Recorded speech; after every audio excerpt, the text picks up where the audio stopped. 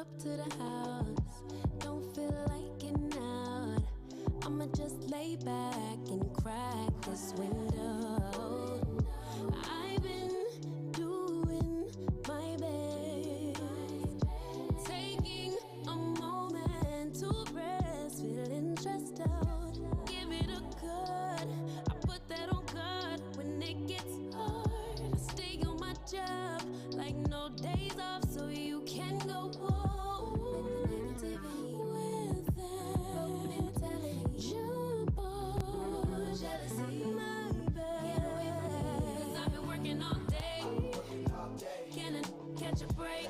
Give a pretty brown girl her space. You can keep your bitter. I'ma make a better way. Hey, hey. Already got the world on me. Give a pretty brown girl her space. You can keep your bitter. I'ma make a better way. Hey, hey. Better way. Oh,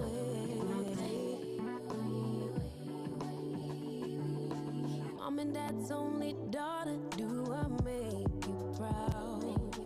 Writing my life in lyrics. Do you like the sound? Seeking approval constantly. When it's my truth I own, I speak it. Don't make sense now. Give it a cut. Yeah. Put that on good when it gets hard. Stay on my job like no days off, so you can go home. With that jump on my back. 'Cause I've been working all day. Can I catch a break? Give a pretty brown girl her space. You can keep your bitter. I'ma make a better way. 'Cause I've been working all day. Can I catch a break? Give a pretty brown girl her space. You can keep your bitter. I'ma make a better way. Hey, hey. Already got the world on me. Give a pretty brown girl her space. You can keep your bitter. I'ma make a better way. Hey, hey. Catch a break. Better way. Oh, working all day.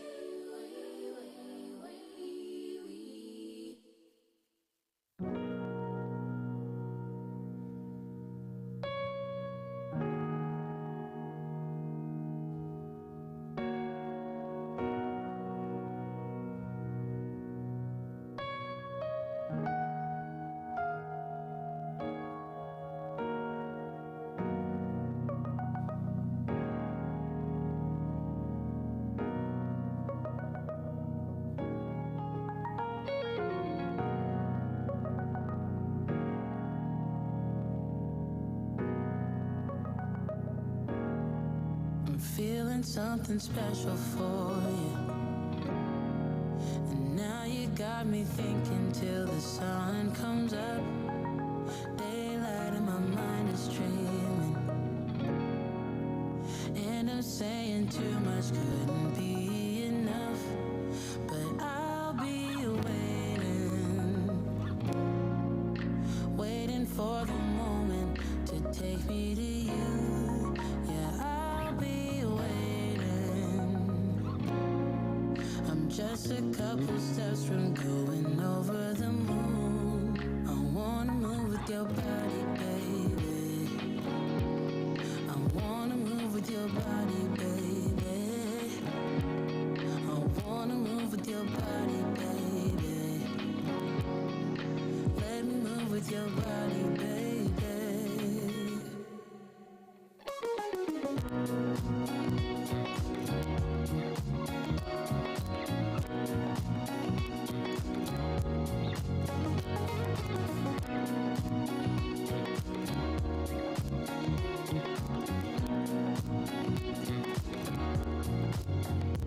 You're exotic.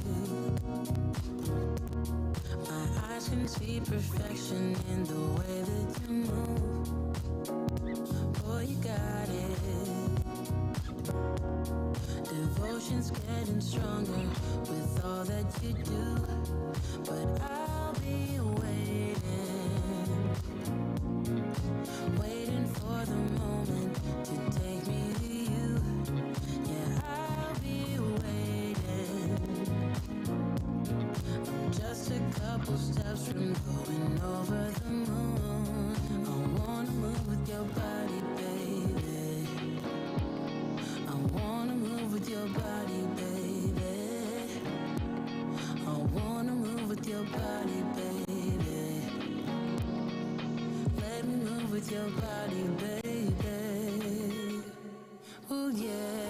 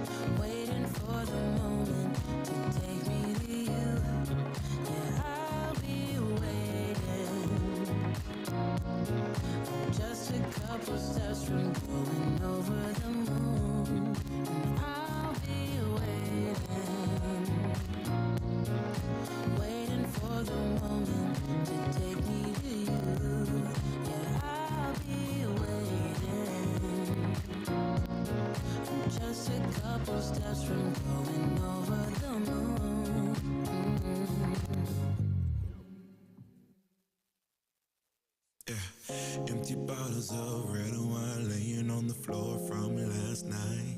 We got a little drunk, yeah. Now I'm a little numb. Spending hours by your bedside, talking till it's dark out somehow. Can get you off my mind. Don't wanna say goodbye, bye, bye, bye. Maybe we should take it slow. I don't feel too comfortable jumping into something new right now. Yeah, I don't really know anymore how to feel something again. Think I'm just scared of falling. Don't wanna go all in. I don't really know anymore how to be more than your friend. Think I'm just scared of falling. Don't wanna go all in. Early mornings in your dome, I'll be sneaking out the door while the sun rises. Cause I ain't got the time, yeah, can't tell another lie. And baby, I know you want more than this, but you know I can't afford your kiss. So I'm staying for the night, but then I gotta say goodbye, bye, bye. Maybe we should take it slow. I don't feel too comfortable jumping into something new right now. I don't really know anymore how to feel something again. Think I'm just scared of falling. Don't wanna go all in. I don't really know anymore how to be more than your friend. Think I'm just scared of falling. Don't wanna go all in. Oh baby, I don't know. I think I'm scared of falling, and I really don't know how to feel again. Yeah, I don't really know anymore how to feel something again. Think I'm just scared of falling. Don't wanna go all in. I don't really know anymore how to be more than your friend. Think I'm just scared of falling. Don't wanna go all in. Yeah, yeah. I think I'm scared of falling. Don't wanna go all in. Yeah.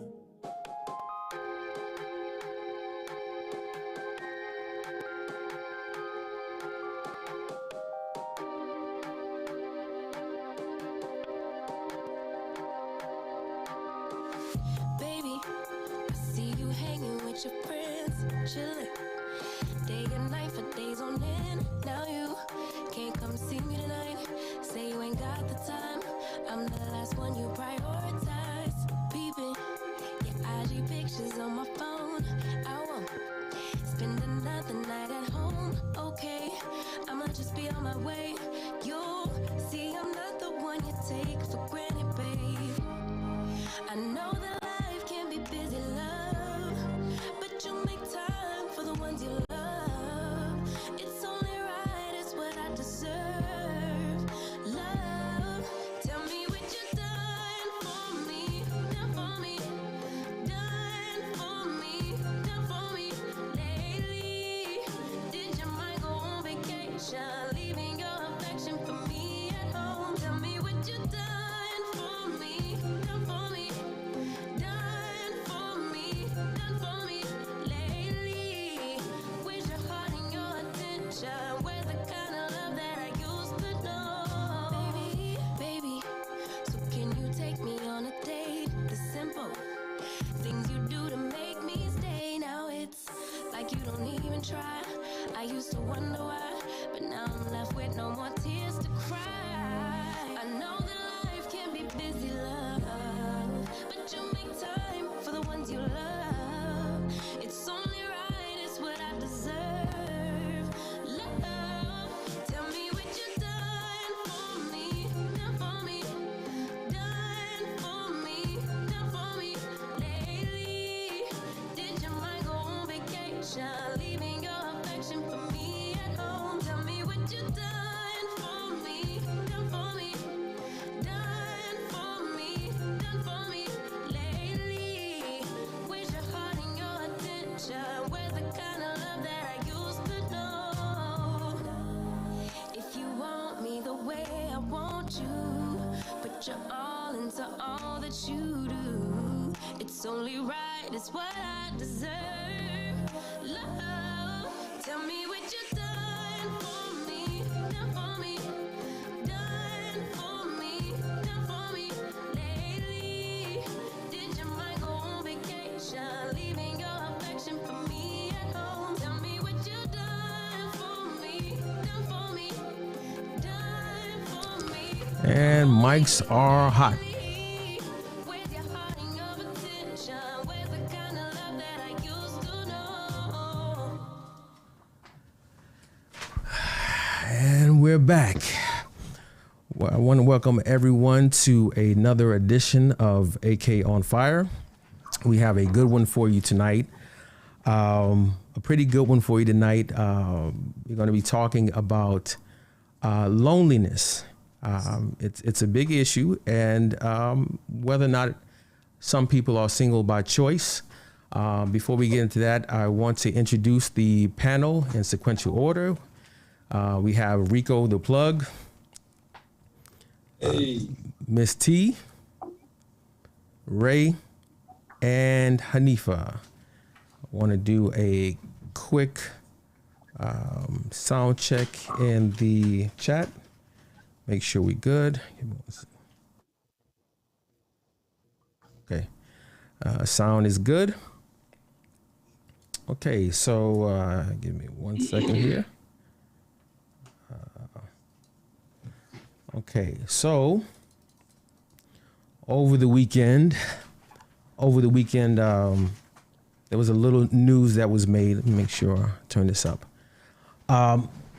The Michael B. Jordan and Lori Harvey situation. Over the weekend, we learned that Hollywood sweethearts Michael B. Jordan and Lori Harvey were calling it quits after a year and a half. According to a source close to Lori Harvey, Michael was ready for marriage and was looking to settle down, and Lori was just not ready to settle down now. She wanted to focus on her career, and she still wanted to have fun and be free, which is interesting. Lori Harvey is 25, and Michael B. Jordan is 35. And when you look on Twitter, there are a lot of women who are mocking Michael B. Jordan and are actually big upping Lori Harvey. Matter of fact, let me see if I can pull up. I want to pull up a couple of quotes from Twitter, and let me see if I have that. Okay, so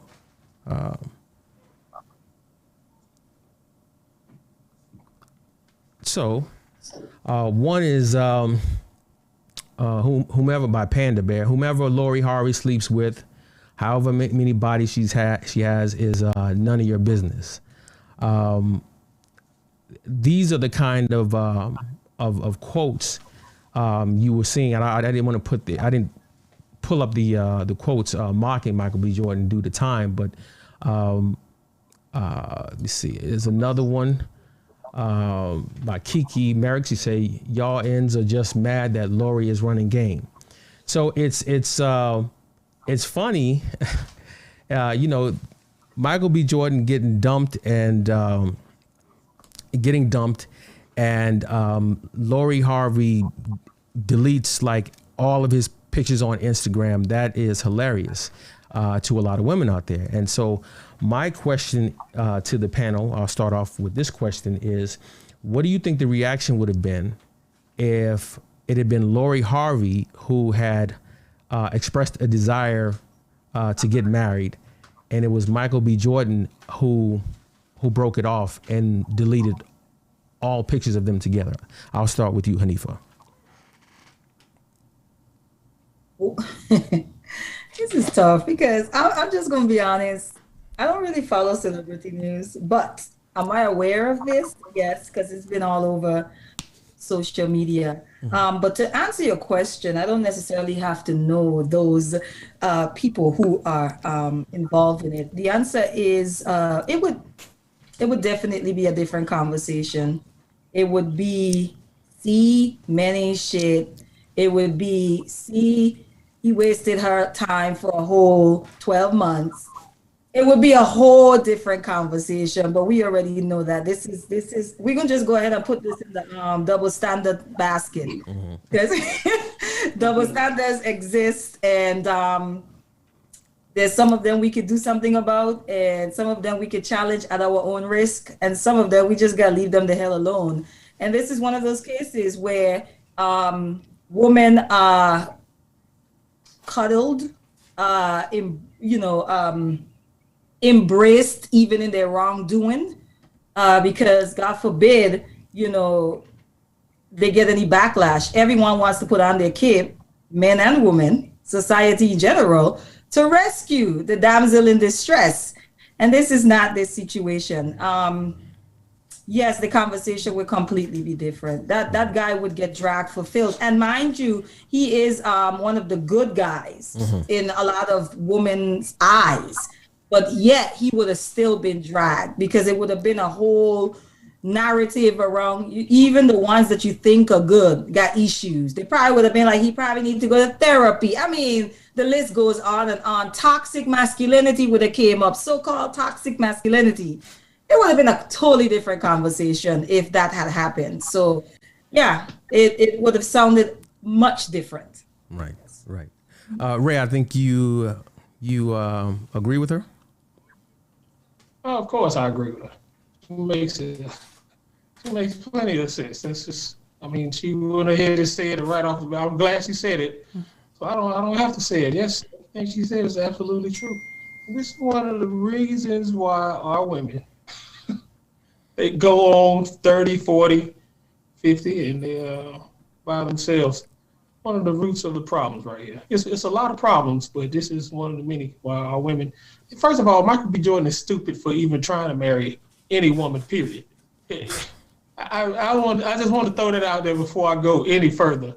To even attempt to marry, he's an idiot from that. That's the first thing I thought to myself. Michael B. Jordan, every woman I took to the movies that saw Michael B. Jordan was on him harder than she was on me. And you mean to tell me, wait a minute, first of all, one of the incentives to men getting married back in the 20s, the 50s, back when women were women, was to get sex. It was like the prime of their sexual life, right? You talking about early, because they were getting married way earlier than 22, 23, even earlier than that. one of the main incentives for men to get married back then was it wasn't many sexual options as it is. Now you got a bunch of women that are strong, independent, don't need no man, and they go on in their life to their 40s. Guess what those 40-year-old women are trying to do with me right now? Anything that I want to get married. But why would a man like that on that status get married? What is he winning? I just go on and on about that, man. I don't get it. Well, I'm lost. well, You know how I look at Go ahead. what? No, go ahead. You know how I look at men who get married nowadays as idiots. It's no other way to put it.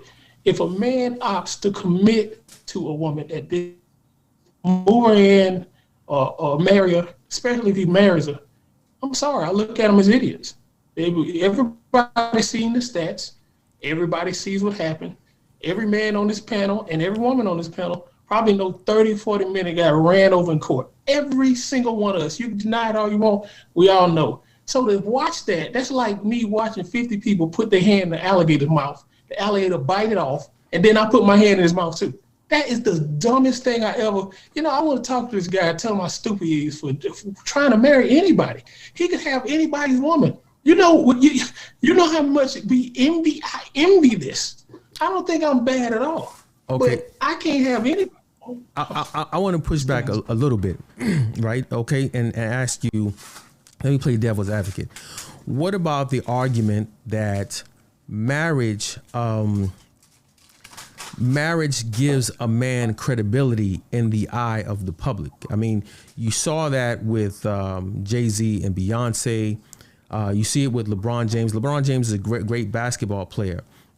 But when he became a family man, or the perception of him being a family man, there are other avenues that opened up for him. So say, for example, you have 50 Cent. I believe that 50 Cent, for as childish as, he likes to joke and for his age, that he's a little bit too old for that. But he's far more articulate, in my opinion. He's pretty intelligent guy over Jay-Z. But Jay-Z getting married as a guy who was a former drug dealer, marrying Beyonce opened up doors for him. Or it could have been, I mean, it's great that it's Beyonce, but it could have been another woman. The fact that he's a married man, he's seen as more stable, and it opened up other opportunities for him. So, but I'm going to let Miss T answer that. What about that argument? About it? Argument for what? No, I'm saying it's stabilizing, marriage stabilizing a man. Well, first, give me what your thoughts would be if the shoe had been on the other foot, and then you can follow up and answer that question. Well, Hanifa answered that for all of us, I believe. I mean, like she said, we live in a world of double standards, so it absolutely would be a different narrative if the shoe was on the other foot. But I agree far as what you're saying, when people, male or female, get married, depending on what industry they're in, because like the military is big for that. The higher you go in the ranks, they kind of expect you to have somebody on your arm, engaged or married, because like you said, it gives a different perspective, I guess, in a sense, even a different level of respect. So there are various reasons for why it could work in somebody's favor rather than not. Yeah. Okay, Rick. Hey, well, man, he was tough on Michael B. Jordan, man. Listen, I get it though. On his level, it's kind of tough to think I'm gonna get married.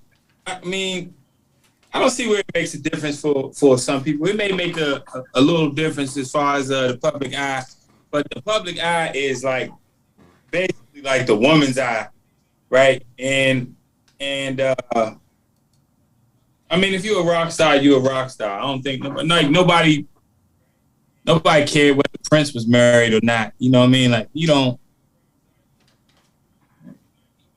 I'm gonna just go back and touch on the double standard thing. We all know it's a double standard. I don't see the benefit of being married nowadays, but I still want to be married.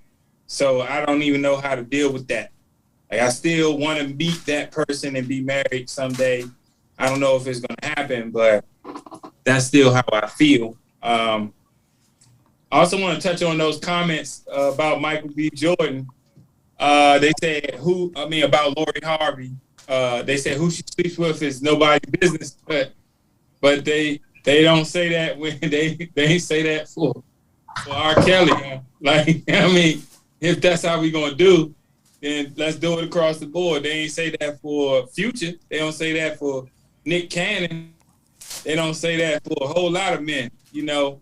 But you know, Lori Harvey, who she sleep with is none of our business. All right, well, then let's just all mind our business, I guess. Yeah, my thing is, you know, there's all this talk about the good guys, right? And I don't want to spend too much time talking about this celebrity. I mean, this was just the lead for tonight's topic, but he did everything that women say they want. Bro, the two of them were relationship goals 2 weeks ago. They were relationship goals. Like Facebook, Instagram, relationship goals. Right. And you know, it's funny. There's a tweet where one guy said, "Y'all went from I want Russell Wilson to defending Lori Harvey real quick," and it's amazing how, you know, Lori Harvey and Michael B. Jordan and you know, Russell Wilson and Sierra were the ideal until the woman no longer decided that, you know, she decided that she didn't want to be in a relationship. I want to go on to the next question about good men being looked over, right? So you have a lot of women out there that are single and are lonely. At one point had a guy who wanted to marry them, and they passed him over because, like Lori Harvey, they wanted to have fun, or they wanted to focus on their career first. Now, oftentimes these women wait till they're in their mid-30s to get serious, and they want to settle down. But by that time, most men have either gotten married and divorced, or are like Ray, just don't see the need to get married at that age. I mean, they're comfortable where they are. There's not much of an incentive for them to get married, and then what happens is, you know, many of these women tend to blame men and criticize men for not being serious, and they like to waste women's time. And here you have a situation where you had 18 months, which, I mean, at 25, that's pretty ideal to start a family. I mean, because in 9 more years, she's hitting geriatric pregnancy stage, right? So the question I ask, and I know this is a pretty simple question, but if a woman like Lori Harvey passes up on a good man because they're not ready, and when they get older, do they really have any room to complain when men no longer want to settle down, or they're not ready to settle down? Isn't it their own fault that they're lonely? I'll start with you, Ms. T. Well, as far as that's concerned, I believe that there's somebody for everybody, and not just because you come across somebody that the world or the media or whomever is defining him as a good man. I mean, just like many women say they're great women, not to every man. So he may not be the good man for her. And so at some point, I mean, I just believe that if she wasn't ready, then so be it.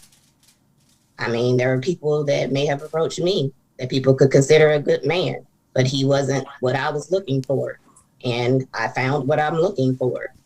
It happened twice. So I believe with anybody, it can happen regardless of age. And then this thing about geriatric pregnancies, like that keeps coming up when we have discussions about this. I'm 45. I still have friends that are having babies, healthy babies. The way technology is built now, Rico just had one at 50. I guess that's why he leaned in. That's how you gonna do me? That's how you I'm want. just saying. I mean, what's for you is for you. So I don't believe that a person is hurting themselves by saying you're not the one. That's my answer. Okay, well, now I have to push back. I have to push back on that. Yes, it is true that you can have a child. I mean, 34 is not that old, but that is the early stages of geriatric pregnancy. And when you get to 34, 35, women have a higher probability of having preeclampsia during pregnancy. You have a much harder time conceiving. And the older you get, the harder it becomes to conceive. And when you conceive, there is that possibility that you have missing chromosomes or damaged chromosomes, and you have you're with every year you get older, the probability of you having a kid with Down syndrome is a real possibility. And then let's look at fertilization, right? That's a real thing. When women start having a difficult time having kids, the in vitro fertilization process, that's not cheap. That's like $20,000 a round, and it normally takes 6 rounds for in vitro fertilization to take. Ray, the thought of having to deal with that, isn't that enough to make men be like, no, thank you? That was for you, Ray. Ray, can you hear me? Wait, say it. No, I'm saying when you're talking about like if a man is dealing with a woman, he loves her, but I mean she, they have issues with fertility, and you have to end up paying $130,000 in vitro fertilization to have a kid. I mean that's enough to discourage a lot of men, is it not? Oh, first of all, it's a lot of things that discourage us from doing that. That is just another one. You could stack that on the top of the very high list of things that would discourage. When you're thinking in your mind as a man, she can't have kids. I can easily go over here and get one of these 22-year-olds. And it's just that simple. It's just that simple. So of course, that's just one of the many, many, many things that would discourage men from dealing with that, especially when you're dealing with older women and stuck in their ways, blah, blah, blah, yada, yada. I can go on for hours. Absolutely. It's very discouraging. I wouldn't recommend it. Hanifa, your thoughts? What's the original question, Abraham? Okay, so the original question was if a lot of black women, if a lot of women are by looking over good men when they're younger, when they get older and they're single and by themselves, don't they have only themselves to blame for that?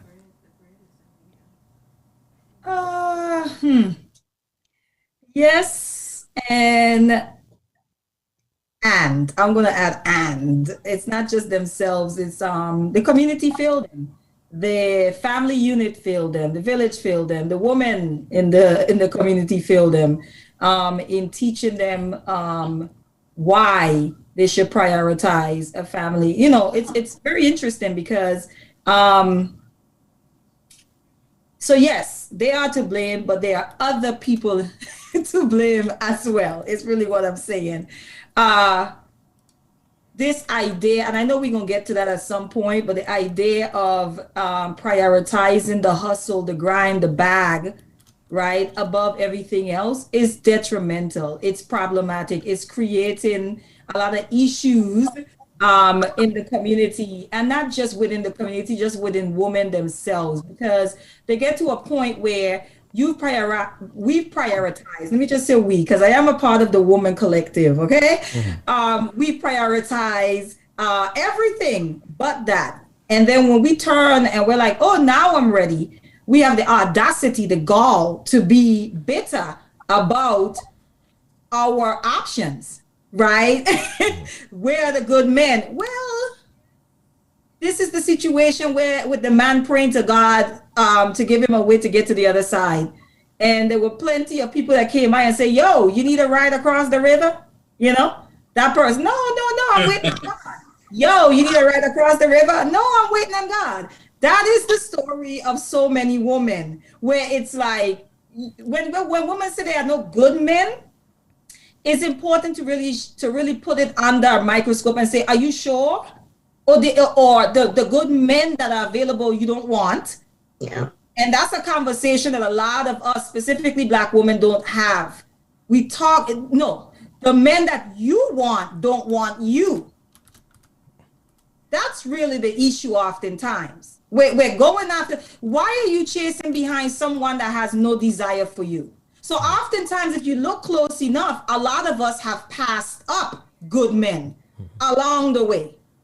Okay, so yes, it is that woman's fault, but it's also the community that she belongs to, the family, the village that she comes from. They have failed her. The women have failed her. The women who have told her, you know, you do this, you make sure you get this out the way so you don't have to depend on a man. You know, like that alone, that conversation alone is a problem. And we really need to dissect it and find out what's at the root of it, right? Because oftentimes our grandmamas, okay, big mama and them, they were hurt.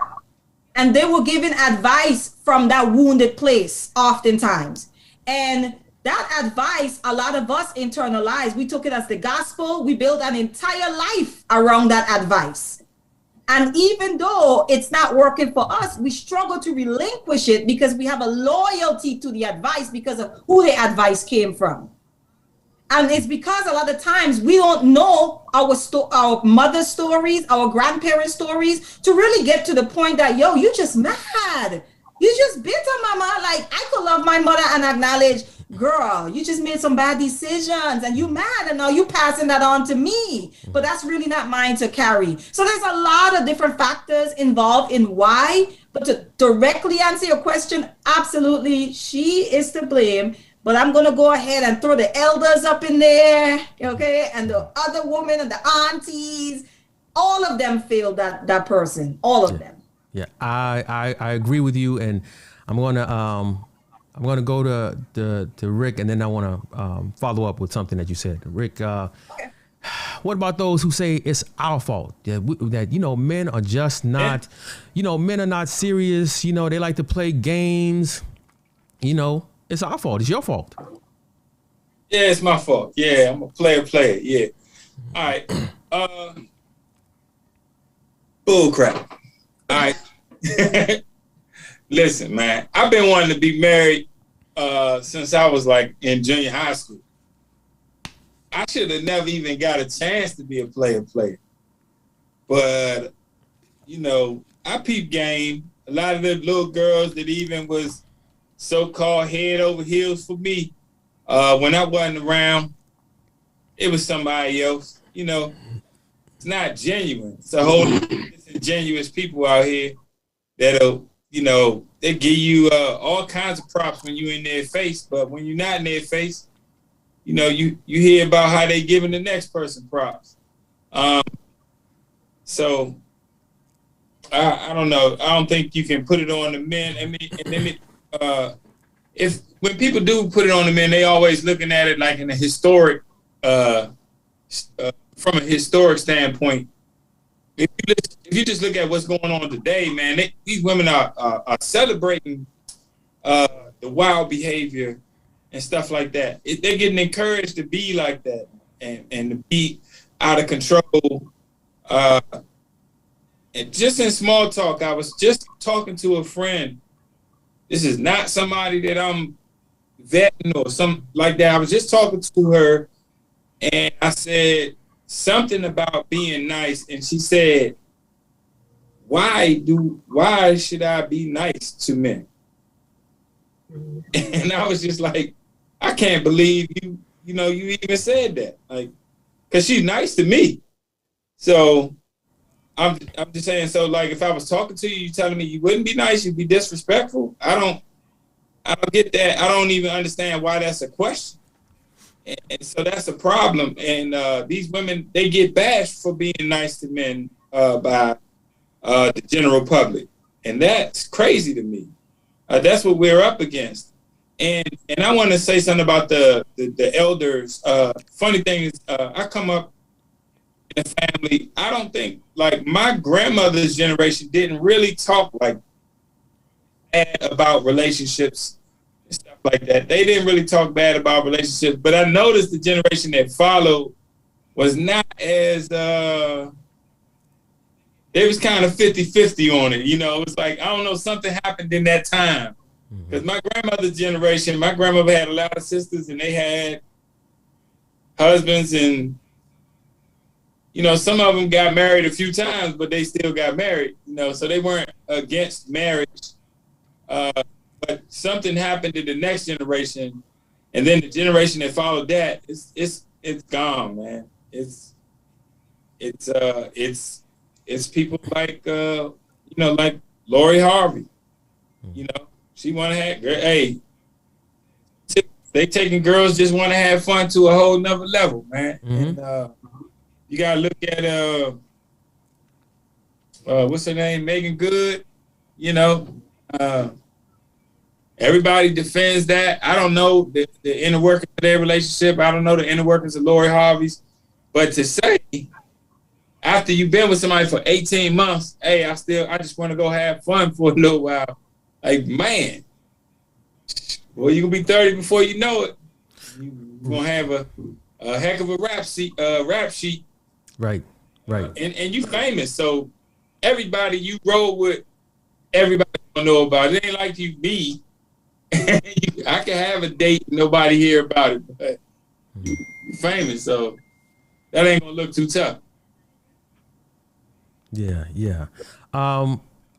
Hanifa, you said it was that the elders had to take some blame in this, and I agree with you that a lot of times you have women who raise their daughters up with a certain level of vitriol and bitterness, and oftentimes, say for example, there are oops babies, or you have a man who doesn't want to have a child, and a woman uses a child to try to trap, I don't want to say trap the man, but to hold on to the man. And then when it doesn't work, she raised her daughter to have animus. And so you have some of these women who poison their kids' minds towards their father. They tell the daughters that that the men are dogs, they're no good. You got to focus on yourself, get your education, because they're going to leave. And so what then happens is that these young girls grow up and become women who have no trust in men. They believe that all men are going to leave. They believe that all men are going to cheat. And they believe that they need to focus on themselves, because when you listen to women talk, the priority is always on them and their kids. It's never the husband. It's almost like the man is just an appendage to the family. When you talk to a man, it's my wife and my kids, always inseparable. When you listen to women talk, it's my kids and then my husband is whatever. I mean, my kids, then the dog. Right. I mean, like the husband or the man is last. I want to go to this video. Well, first I want to see if I can pull up this screenshot. Let me take this down. That one person Give me 1 second. when you have a bad day and you don't. Okay, so here we have Loni Love. So if anybody's not familiar with Loni Love is a comedian on The View, and this was a few years ago when she was out there promoting women being single. You don't need a man. Same thing a lot of these other women were out there pushing. The tweet says, just because you're single doesn't mean you're lonely. I know me, and I'm good with being me. Right? So let me see if I can pull up this other just a few years later. Loni Love a few years later. Okay, so Let's see. Somebody to say, hey, or pick me up from the airport, or, you know, your husband wakes up. I will tell you, I miss being in the arms of a man. Hold on. I have to, let me rewind it. Okay. Who is that? This miss being in the arms of a man. Hold on. This is the view. I thought it was, but I wasn't sure. They're not going to be able to hear it. Hold on. Hear you say, I miss that. Yeah. I would like that. I want that. That's the truth, because I think I know. For me, growing up in the projects, my mama always said, you know, you just get your education, you stay away from boys, you graduate, you get you a good job. And I did all of that, but she didn't tell me also get you a good man. And I tried. You gotta do something for your heart. Tried. Yeah. What about your heart? And sometimes it don't work out. I ain't saying the first person you go out with is gonna work out. It may not. I see you, sister. I see you. You keep doing it, okay? You don't give up. You deserve love like everybody else. Oh my gosh. I know. It's just so, because we're hurting as a nation. And a lot of the things that you see, how we're divided, how we're mean, is because we don't have the love that we need. And you need to go out and find it. That one person. What in the world are y'all all cracking? Oh my God. When you have a bad day, and you don't have to turn to your I'm gonna need y'all to be a little more sympathetic to her plight right now. No. Looks in your eye, that's the one you keep, and I don't care what. She is not being a comedian right now. Okay. How we supposed to transition after that? You know, I don't need no man, and I know what you're talking about immediately. Yeah. And I was like, girl, don't. And this is why I'm so emotional about it, because so many of our sisters are so lonely, and they don't want to admit it. And all they got to do is just take a chance. So I don't want you to live your life without finding someone. Like when I go out on the road and I come back, it's so nice to have somebody to say, hey, or pick me up from the airport, or, you know, your husband wakes up. I will tell you, I miss being in the arms of a man. Yes, that's real. I do. I really, that's one of the things. It's like, I just want to lay my head on a man's chest. I miss that. I do. And that's the thing that you deserve, you know? I don't want you to stop giving up on that. Oh man, that was comedy right there. That was pure comedy. Hold on. I mean, so I'm going to I want to ask, because you hear a lot of this, I am woman, hear me roar, I'm a strong, independent woman, I don't need a man. But behind that strong facade are weak women that, and I don't mean that they're weak in a sense, in a negative way. I mean, it's just, they're not as strong as they appear, and they do need to be loved by a man. They do need the affection of a man, but outwardly that's not what they present. So the question that I have for the panel, I'm going to have for you, Miss T, are women like Loni Love and a lot of women's girlfriends or best friends keeping them single and lonely with bad advice or misguided advice? Some of them are, not everyone. I mean, with anything in life, again, your circle, it will determine who you are.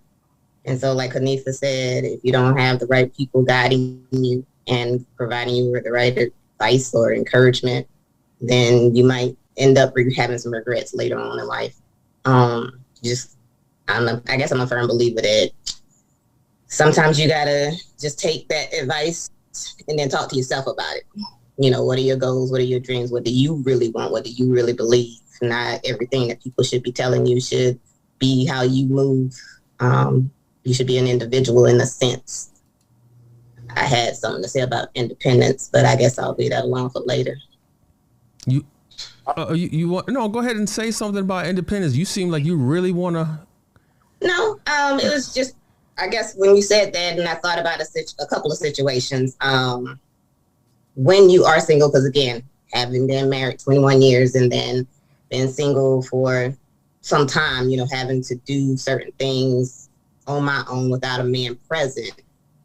I also need men, I guess, to step back for a second and realize not all the time is the woman intentionally doing that. After you get into a certain routine, you just don't think about it. And if you actually step up, depending on the woman, if you've known her for a while, you should feel comfortable to say, hey, I got this.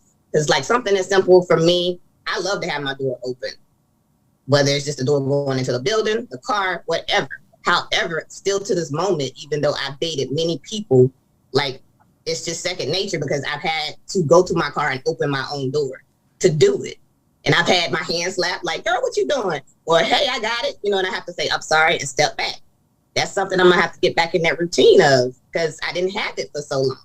Yeah, but that's understandable. And it's not always, yeah, but, you know, it's just, to me, it's all, everything is about communication and conversation. So not all women are trying to be independent. I've made it very clear with anyone that I'm dating and my current boyfriend, I don't want none of that stuff that y'all want to have. He can take it when we get married. Yeah, but I have no problem with that. But that is not the case with a lot of women, and oftentimes you have women telling men that they're independent, that they don't need a man, and I don't know. I don't know what to make of that. I just think it doesn't make sense because even if it's true, why say it? Like, because most men don't need women, but men don't walk around saying that I don't need a woman, right? I mean, what is it about men that you have to put that dagger in his back to let him know that he's nothing to you? And I think it comes from a dark place. But let me go on to Rick. Are women like Loni Love and women's girlfriends keeping them lonely and single with misguided advice? And that's an easy yes. That's definitely an easy yes. Like I said earlier, they're encouraging the foolery, but I'm not going to say like Loni Love because we just watched two different Loni Loves.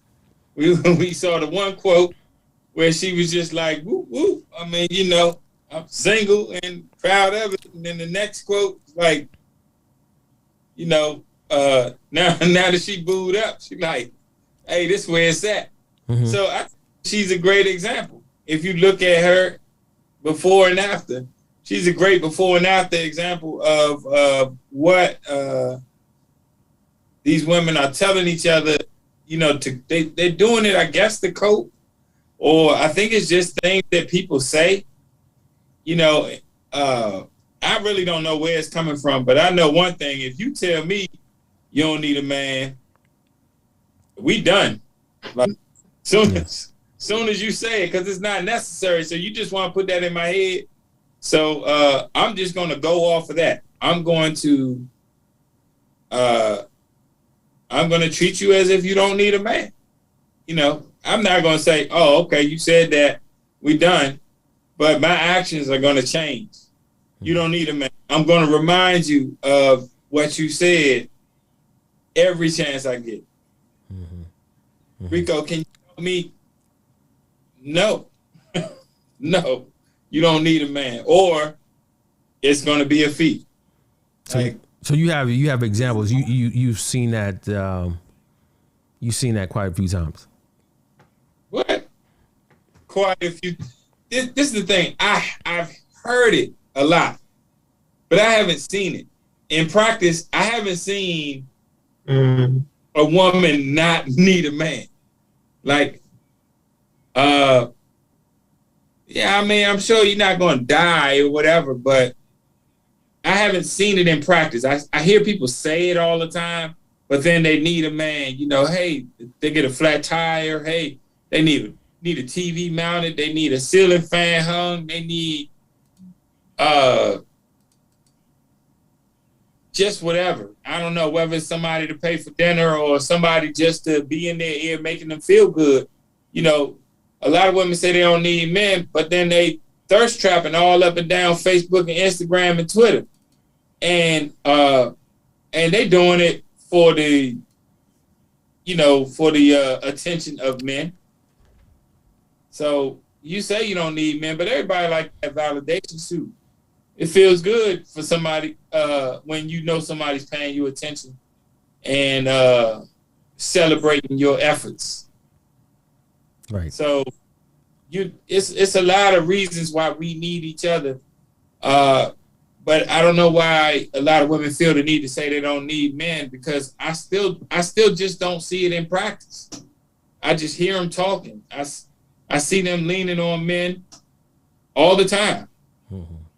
Just don't. They want to do the receiving part, but they're not giving. Mm-hmm.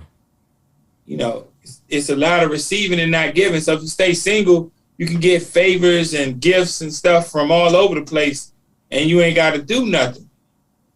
Right. And so I can see where they would say, I don't want to settle down, because they got 20 dudes paying into their lives. Mm-hmm. I mean, it's really a tough choice for a woman to settle down nowadays, because I do recognize that a lot of guys are doing a lot of women a lot of favors and not getting anything in return.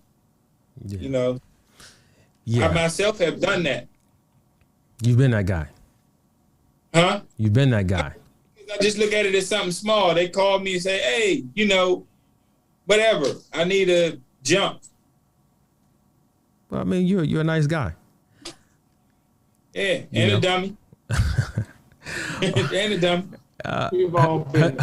Hanifa, Maad said, you know, if you say it enough times, you start to believe it. I don't need a man, that I'm strong and independent. Do you concur with that? Before you answer the question, the question that I posed to the panel, do you agree with that? Yeah. We can't hear you. I'm on mute. I'm sorry. Okay. My apology. Yes, the answer is yes. It depends on who the friends are. Married women should not be taking advice from their single friends who are struggling in the dating market. That's just, I mean, it just is what it is. You can love them, but when it comes to your, like if you're in a relationship, you got to be very careful how you discuss your relationships. A lot of us have close friends who are single. You know what I'm saying? And I feel like we know. Okay, so here's my thing, Abraham. If I could just be honest, I was listening to Loni, and I know we were all laughing because it was like, this is Loni on Monday, and then come Wednesday, reality hit, you know. And so it was a little humorous. I'm sorry, but listening to her talk, you know what came to my mind? Women, we are so blasted dishonest. We are so dishonest. Oh my gosh, we are so dishonest. Like, we really do some nonsense, and then we play the damsel in distress when, you know, our day of reckoning comes. Okay, we are the ones that are putting the things in place for the outcome that we are getting. But when the outcome comes, we're like, oh my, woe is me. Whoever will save me. Like, it's like, no, sis, where's the accountability? Like, and I'm big on this. We have to start having honest conversations as women. And to connect it to what my aunt is saying, honesty. Okay, here's what I believe. I believe that we create our reality in the sense of you constantly keep saying, and when I say universe, I'm not speaking out there. I'm speaking on a cellular level here. This is science, okay? This is science to where you can actually change your behavior by the way you think, okay? So you start constantly talking about, I don't need a man. I mean, years. You're doing this for years. After a while, the cells in your body, right, begins to cooperate with that. Oh, this is what we're doing. So that's the type of energy we're going to give off now, right? So your aura now, or your energy field now becomes one that repels men, because that is your thought process. That is your thought process. So that's why when you're in public, you can't even crack a smile when a man is like just trying to be kind to you. You know, you can't you kind of have to be combative all the time. You know, feel the need to constantly correct men just because they're men, not because they're wrong in what they're saying, right? So there's a lot of factors that contribute to that. And I wrote down our dishonesty and our refusal to be vulnerable and transparent as women it's working against us, and it's working against us actualizing our desires. So on one end, deep down inside, you want a man. You know you want to be booed up. Stop it. You know you do. Okay? You want a man. You want a good man. You want a man to cuddle with. When winter time come, ain't nobody want to be cold in the winter. Okay? You want somebody to keep you warm. You want somebody that you can go to when you need consolation, when you need advice. You just want that masculinity in your space. So if that's what you want, we need to start speaking like that's what we want, and we need to start behaving like that's what we want. The issue that's happening is that our words and our actions does not connect. There is a disconnect there. So you have women saying, I want a husband. I want this type of man, right? But nothing that you're doing, none of your actions, none of the decisions that you are making currently align with that, okay? Why aren't you guys pursuing things that's going to help you be a better wife? No, you want to go pursue a CNA.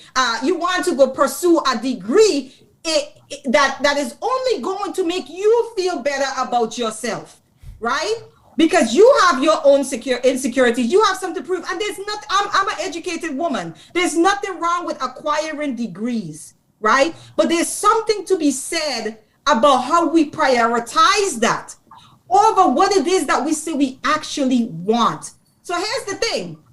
If I so desire, my dream has always been to be a nurse. What do, Abraham? I go to school. I study, right? I surround myself with things that are conducive to where I see myself going. Why can't it be the same for those of us who are desiring to be wives?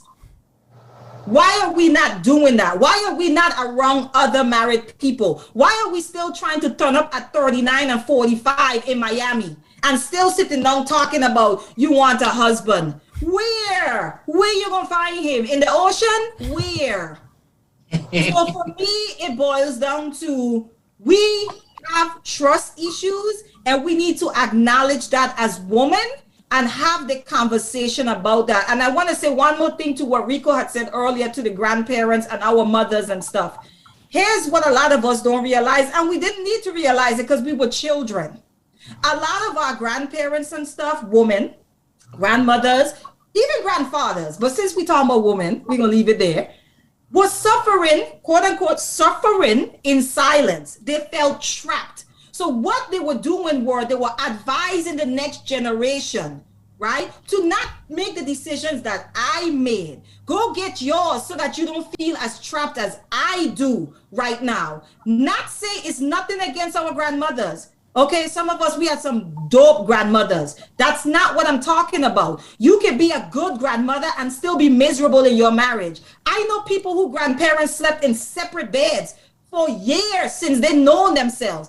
She wasn't getting no ding-a-ling. He wasn't getting no noosh-noosh. They were just existing. They were staying married. And so a lot of us, we look at that as a template and say, well, we look at the longevity of it.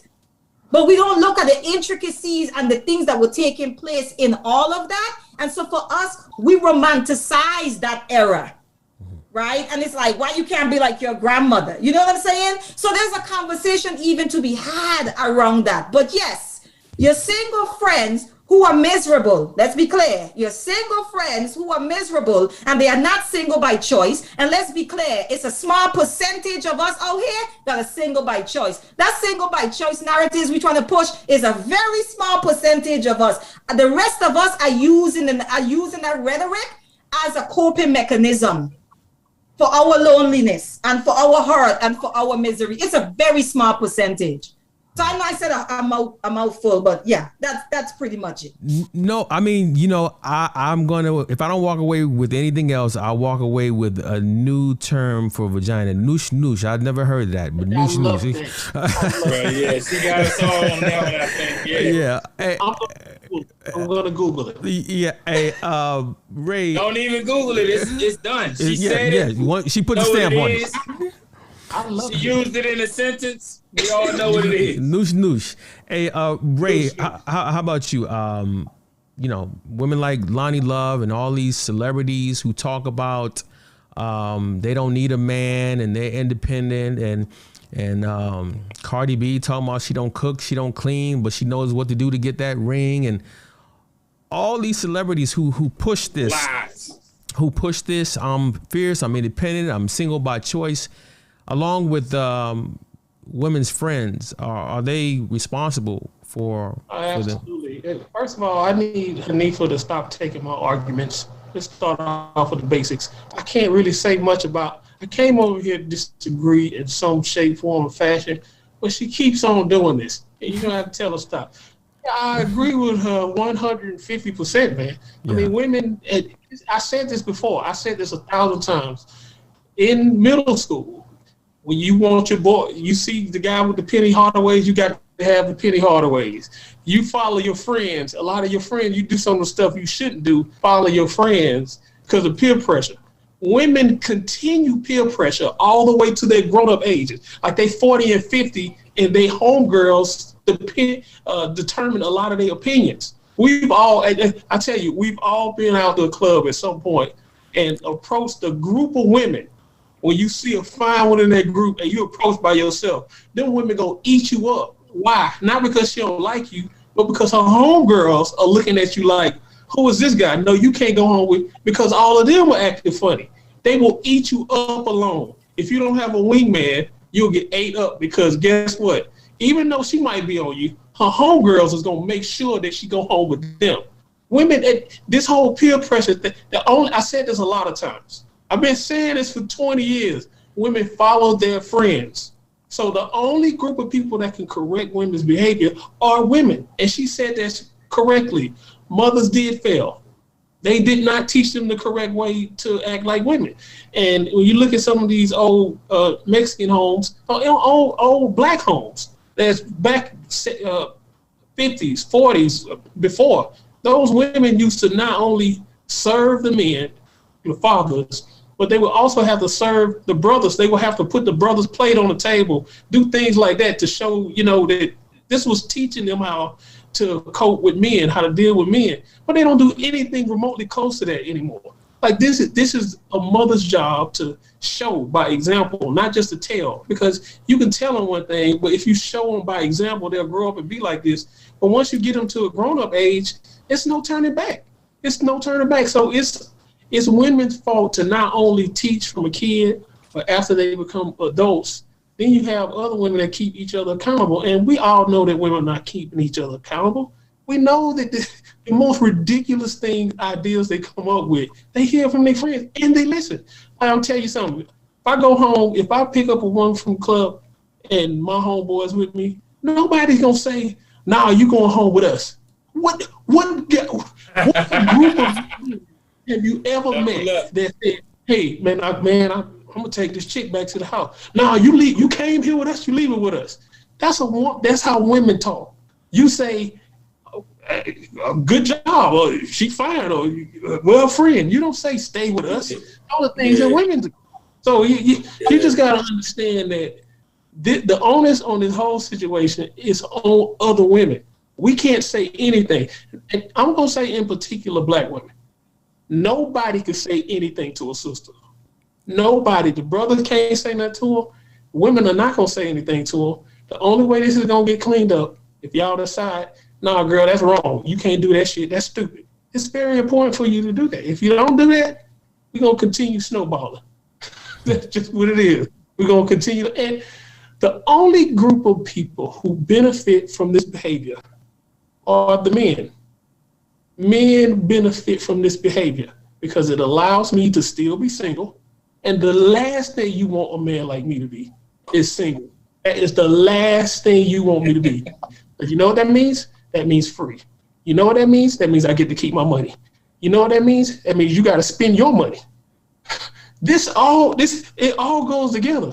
When men are single, they save more money. When women are in relationships, they save more money. What is that telling you? It's very important that you understand who's coming out on top from this. You got to understand who's winning. I'm winning in this situation because I would be a fantastic husband. I'm a provider. I do everything that I'm supposed to do. But guess what? I will benefit more by keeping my money, keeping my freedom, and keeping these women coming over. I'm winning in all aspects. Women are just I guess they feel like they're winning until they 45 years old. Now they looking for me. Not only are they looking for me, now they 25-year-old daughter looking for me too. Right. Now you gotta compete with her. It's messed up, but it's true. Right. It's true. Oh my God. Keep on, man. I hope we get it back together because nothing better than a black woman. Yeah. I agree. Ms. T, did you have anything further on this or no? Okay. Because I wanted to talk about hypergamy or leveling up and what role hypergamy may play in holding women back and keeping women single and lonely. So throughout human history, marriage has never been about love. I mean, this concept of marrying for love is fairly new in human history. It's about 500 years old. Prior to that, marriage was always about economics. It was a way to ensure financial stability of the woman's family. This is why parents tend to marry their daughters off to men of means, wealthy men who had high status in society, because it allowed the family to climb the social ladder. This is kind of what's known as marrying up. This is the practice of hypergamy. So hypergamy being the practice of looking to a man of higher economic status, social status, or economic status to marry feels a bit anachronistic or it's outdated, right? Because, given the fact that women make up more than half the workforce today, women across the board get more degrees, earn more degrees than men. Black women earn more degrees than black men. White women earn more degrees than white men. And the wealth gap or the wage gap between men and women, even though there's still a wage gap, somewhat of a wage gap, it's shrinking. And lastly, women, as they tell us all the time that they don't need us, well, at least financially, that is somewhat true, right? That they don't really need us financially. So given that, we just discussed all these things, right? Doesn't it seem like this dogmatic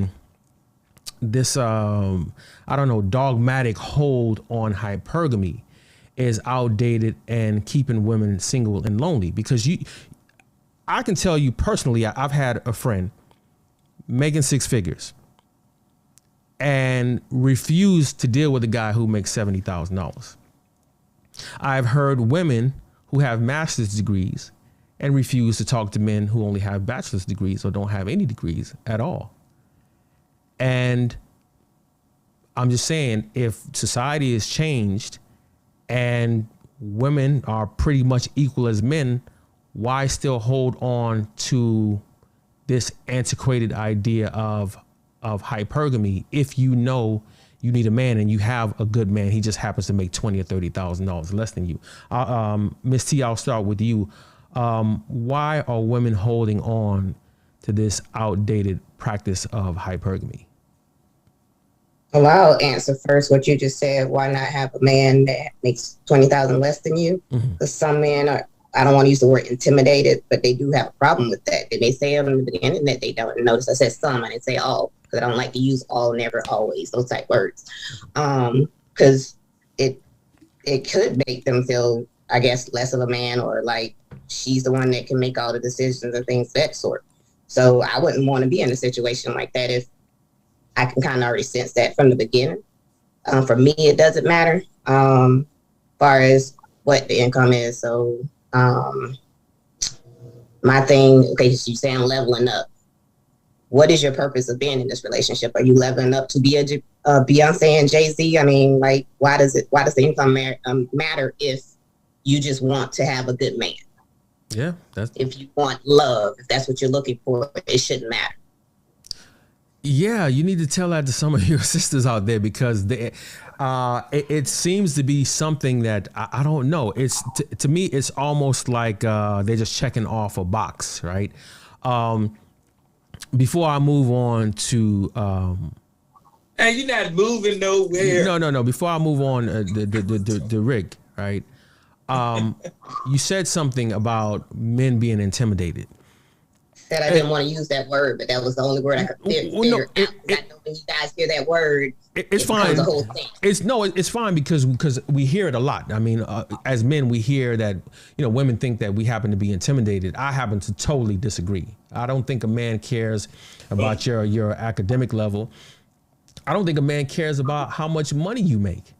I think a man is more concerned with if she makes this amount of money, is she going to treat me like a flunky? Right? Yeah. Am I going to be a man in the house? Because at the end of the day, the most important thing, what a man wants, is to know that his woman values him, that he is respected and appreciated.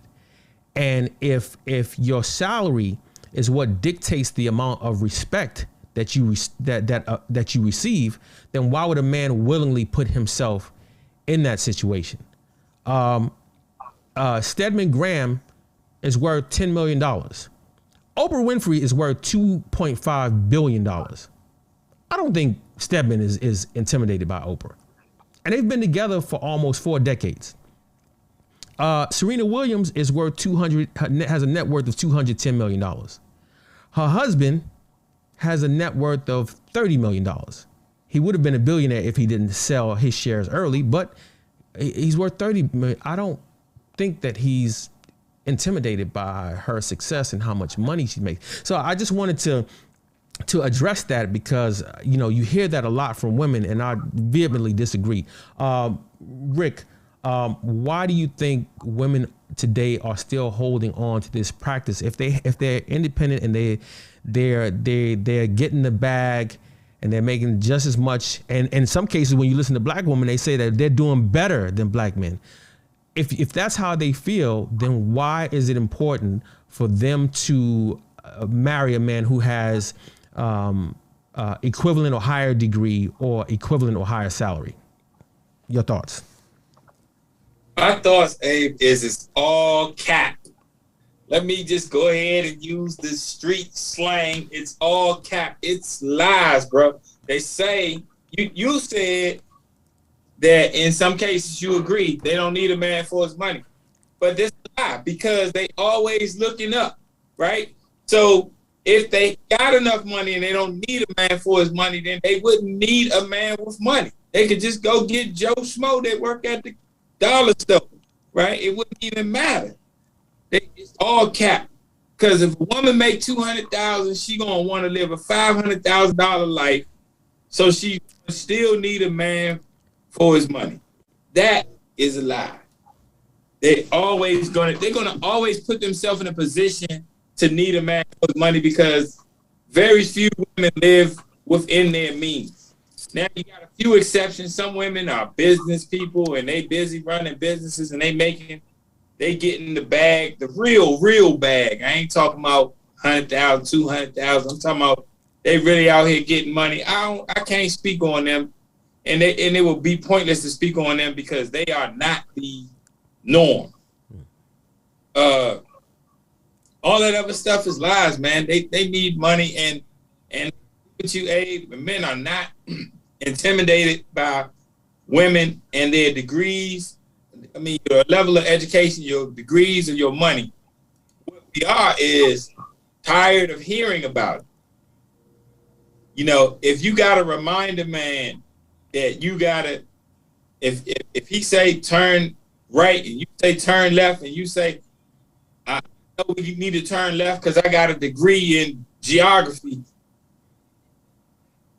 he don't want to hear that. He just wants somebody who gonna ride with him. Mm-hmm. You messing up the ride for him. And man, I've been in those situations too, where people said I was intimidated because the girl I was dating was making more money than me. I wasn't intimidated. She just wanted to do things that I couldn't do. Mm-hmm. So I just was like, we might as well break up because you want to do things that cost too much. And if I made the type of money that she made, I still wouldn't do those things because, I mean, I'm just watching her just, you know, she's just going to spend every dime that she made. And I wasn't with it. Yeah. And I see a lot of women who don't have her type of budget or didn't have her type of budget, and they wanted to live like that too. And so it just didn't make sense for me to be with somebody. I tell people all the time, I'd rather date somebody who has a minimum wage job all the time, flat out. Just way easier to deal with. The things that they want to do, I can do, and I don't have to worry about it. I get to dating a 6-figure woman. She want to take 6 vacations a year abroad, and then anything in the continental United States, they don't even consider a vacation. I ain't got time for that. I ain't got dimes for that. I ain't got time for that. Not going to do it. And I'm especially not going to do it with somebody I'm just dating. The budget for people that you just dated now is ridiculous. That's crazy. I'm not doing that, man. You got to be my wife before I start spending that type of money. That's crazy. I'm not doing that for no dates. You about to be gone tomorrow. I'm not doing that. So, Hanifa, your thoughts, or do you need me to repeat the question? You want me to repeat the question? No, I was off. Yeah, did you, don't you think that the ideal of hypergamy is a little bit outdated? I mean, I understand. Well, I don't want to, because I feel like these are raised points, and I know he has points to make. But do you feel that they're a little outdated, especially if you say that there are not enough men out there, right? We know that there's a high sex ratio. We know that there's mass incarceration. I don't know. I think that to say that if a man has a bachelor's degree and you have a master's degree that you can't talk to him, don't you think that these women are pricing themselves out the market? My response. Okay, so I'm gonna reel it into the Black collective in this society. For the Black collective in this society, hypergamy is a luxury, okay, for us in this society. And the reason why I say that is because this idea of, okay, if we're looking at the numbers and we understand the average that a lot of our men and women too, by the way, are making, you're looking for a needle in a haystack oftentimes, okay? So I think that as a Black woman, I'm just going to speak as a Black woman here, we really need to be realistic about our expectations. We need to read the room, okay? We need to read the room, all right? So, because oftentimes we are trying to inject stuff into our experience that just doesn't fit, right?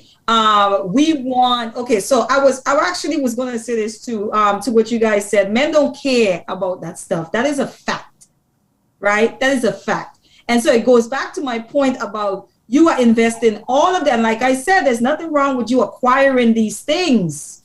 There's nothing wrong with that. But you spend all this time doing all of this. And the reality is it's for you, mama. It's for you. Because the man that you're going to meet don't give a damn about that stuff. There's a reason why rich men end up marrying their nannies and their secretaries. There's something to be said about it. Because oftentimes those women in those positions are offering them what they actually want in a relationship. They're servicing them. They're meeting their needs. What do you need? What do you need me to do? They're showing up. They're supporting their visions, right? You know what I'm saying? Think about what a nanny does. Think about what a secretary does. Like, think about those things, okay? And that man makes all this money. He marries her and he levels her up. So over and over, I don't know how many times we have to be shown this. And men are telling us this. Our men are saying to us, we don't care about that. I'd rather you invest time, right, and energy into healing yourself and building yourself up, right, so that when we connect, you don't bring chaos into my life. I'd rather you spend the money on that than acquiring all of these things that are not really necessarily building you up as a person. It's building your kingdom, but is it building you up as an individual and as a person? What type of self-work are you doing so that when you connect with a man, right, you're not bringing drama and chaos into that person's life? And again, I don't want to go into, because I hate when we do, because I was almost tempted, I'm just letting y'all know, but I'm practicing not doing that, to where the conversation is at women, and then women say, but men.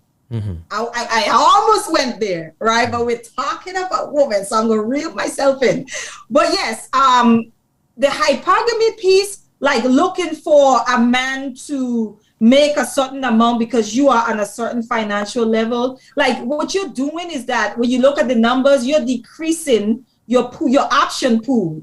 You really are. You know, because most of the times, the type of men that make that type of money, y'all are snatching, they're being snatched up.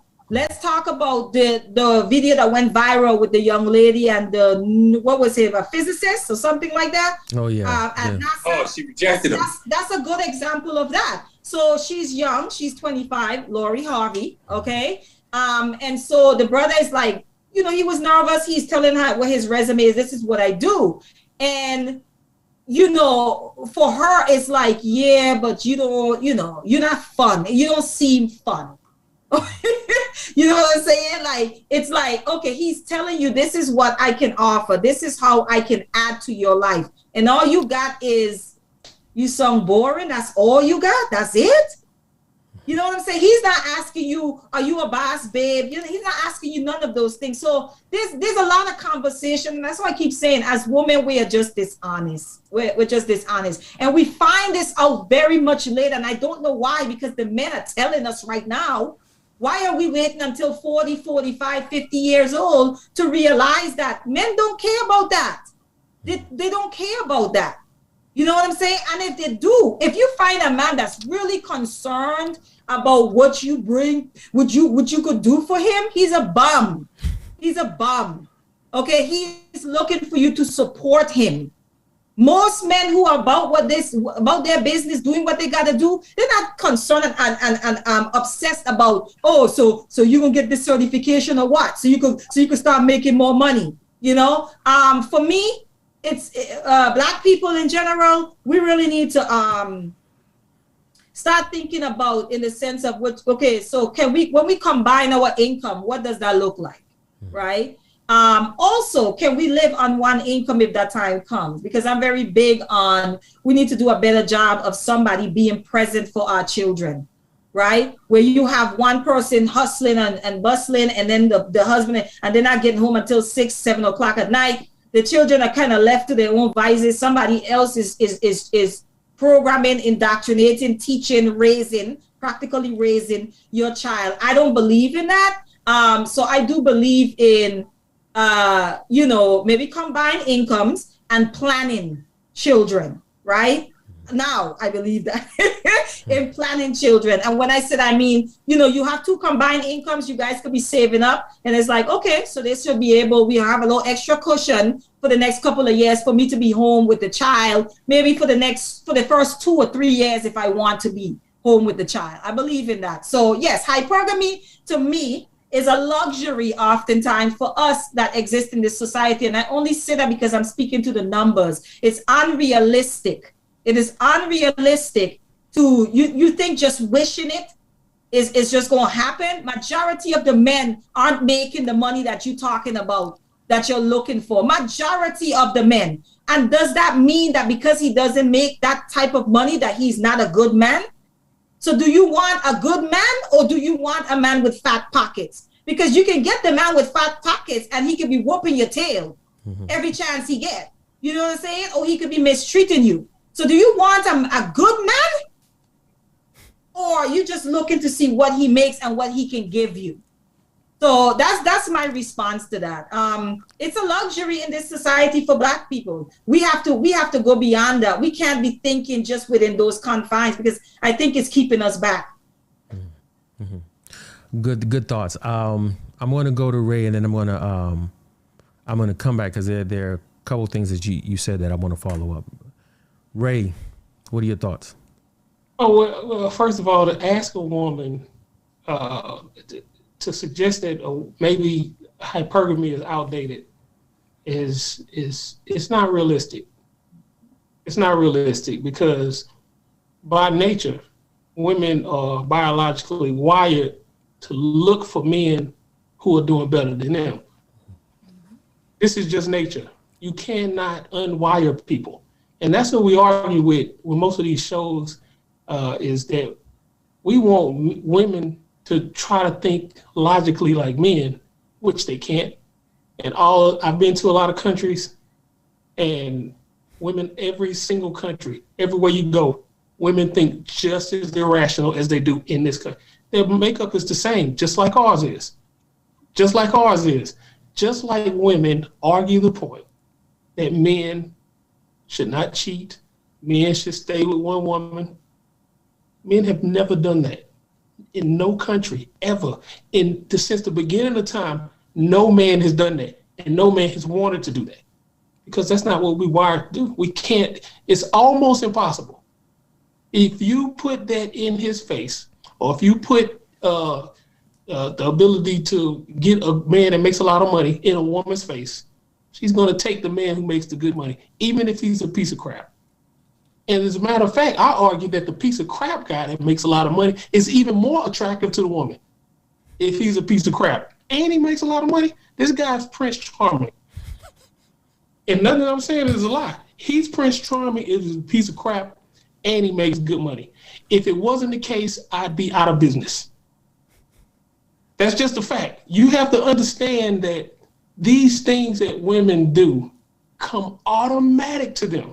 So to tell them that it's outdated to do, that's like saying it's outdated to sleep with multiple women to men. That don't even make sense, because we argue so much nature, man. This all the responses that we hear from women when we talk to them, you can pretty much say that if we ask 100 women these same questions, a lot of women will respond pretty much the same way. There will always be exceptions to every single rule, but the greater majority of women will respond this way, and the greater majority of men will respond this way. That suggests there's something innate associated with it. So I don't think women need to try to date down, because it will be suggesting that they can do something that's not in their nature to do. It's very hard for them to do it. And if a man comes along that makes a lot of money, he can take her from that man. It's just what it is. I mean, it's a reason why Flavor Flav could go to the club and pull the baddest woman in there. It's a reason for that. That's nature. That's called nature. Where'd you see that? I'm saying listen, be real. Flavor Flav, you remember, yeah, boy, when he was with Public Enemy, Flavor Flav would have came to the club, half the women would have left with him. Half the women would have left with him. But half, as much as they talk about Lil Wayne, if he come to the club, half the women leaving. Not more than half. 3/4 of the women will follow him wherever you go.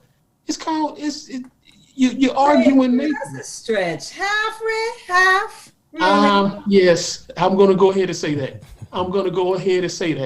Listen, I don't think I'm the baddest man on the planet, but I think I'm going to guess here that I may look a little bit better than Lil Wayne. I'm just going to guess here. And I'm a foot taller. But if he walks in the club, I don't have a chance. I just have to say, well, I just lost her. You know why? Lil Wayne probably worth $100 million, if not more. What am I going to do? I can't compete with him. It's not realistic.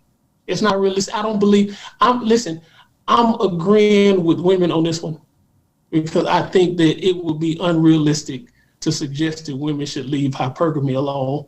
It's not rooted in you all to do so. So I'm but Ray, I have a question. So Ray, So, okay, so there's two things. You talk about Abraham. I'm sorry, Abraham. Is it okay for me to No, ask no, no. you? Go ahead. Go ahead. So Ray, so that I agree. I don't disagree with you, right? A lot of things that we are pushing back against is nature, right? I actually had wrote that as a note, but Abraham, I moved on to something you said earlier about the situation with women, like telling other, you're not going with him. No, not ever would a man say that. And I was actually going to ask you, isn't that really just speaking to the nature of men versus the nature of women? So I do think that we do argue against the nature of, right? However, we live in a society where there's a lot of things that we don't do that we do that's against our nature, right? I think that there's a lot of people practicing monogamy, and I don't necessarily think that I think that that's against their nature, but they're doing it, right? So there's a lot of things that we could feel that are against our nature, but for the sake of societal norms, we adjust, right? And we adapt. Most of us, probably not the rays of the world, but most of us do, right? Nobody adjusts. We just lie. No, I think we adapt. I think we adapt because it's like I think people lie. I do just lie. This is the thing. Lie. Can two things be true, Ray? Can two things be true? Well, one is more common than the other. Okay. I will tell you that people lie is more common. I agree. It's I don't a fact. disagree. So we're not adjusting. We're not changing our nature, because when we having these discussions in the locker room, and there's no women or wives around, and we could be 100, when we having these discussions in the break room, and their wife is. I work in another state. I live in Texas. I travel all over the globe and doing what I do. When we're in the locker room and their wives is 2,000-3,000 miles away, that conversation is completely different from what they talk to them. So yeah, it sounds like they're changing their life. Nobody's changing that. And the same thing for the women, because a lot of men don't understand how messed up women's conversations are. Women's conversations are raw dog. And when they in front of their homegirls and their best friends, them side pieces they be talking about and them side girlfriends they be talking about, man, it's real. So nobody's really changing their nature. We're just lying. So my second question was, so is it necessarily the man that they want or the lifestyle that the man can provide? Because you have a lot of scenarios where a woman is with a man that can provide her certain lifestyle, and yet here she's cheating with the pool guy or with the maintenance guy. Or she might be like, well, that's really the person she's in love with. You have a lot of, and I agree with you with the hypergamous nature of women, right? You have a lot of women who will choose the man that, like you said, will choose the low win, or what I don't agree with that, but will choose the Flavor Flav, right? But that's not necessarily who has their heart, right? It's the dude that's the bartender down the road that maybe was a childhood friend, and that's who they're going to love forever, but they go and they marry this person, okay? So is it that we are after the person because they're wealthy and, it gives them a certain energy about them? Or we are after the vision that we have for ourselves, which is that person can provide us a certain lifestyle? Oh yeah, I always say this too. Women are all about self-preservation. They're going to make sure that they're okay no matter what. So of course they're going to stay with the man who has the money. But I say this to a lot of my married homeboys. Yes, women have 2 or 3 or plus men in their phone right now. They got the man that's responsible. Russell Wilson is a perfect example. They got the man that's responsible. But guess who's still in her phone? I have been Jody hundreds of times. I know about that lifestyle. So I know exactly the lies that are told. That's what women always have, at least 2 guys in their phone. I know you got a lot of homegirls. Women have lots of guys in their phone. 2, bro, 2. The guy that they're with, at least 2. The guy that they're with is probably the responsible pick. But the guy that they are turned on by, that's a different dude. And he's still around and he ain't going nowhere. Men and women are not naturally monogamous. That's just not the nature of it. And you could be more than that. It could be 3 or 4. And the more attractive she is, the more men she'll have on the side because she's just too attractive. You know, always going to have. In science, they call that, and I didn't mean to interrupt you, Ray, but they call that it's the dual mating strategy. Are you familiar with that? Oh yeah. I read up on that. The dual mating strategy, and it says that and also they call it the sexy sun syndrome after like birds, where animals, where they have the one person that they want, but they know he's attractive, he has good genes, he'll pass on good genes to the woman's offspring, but she knows that he won't be reliable to stick around, right? So he's the alpha.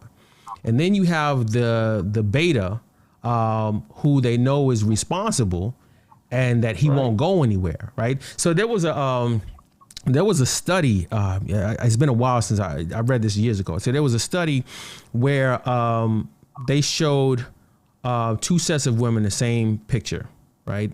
And it was like a series of like 7 pictures. It was the same guy. They just did some computer animation. And so the regular guy that looked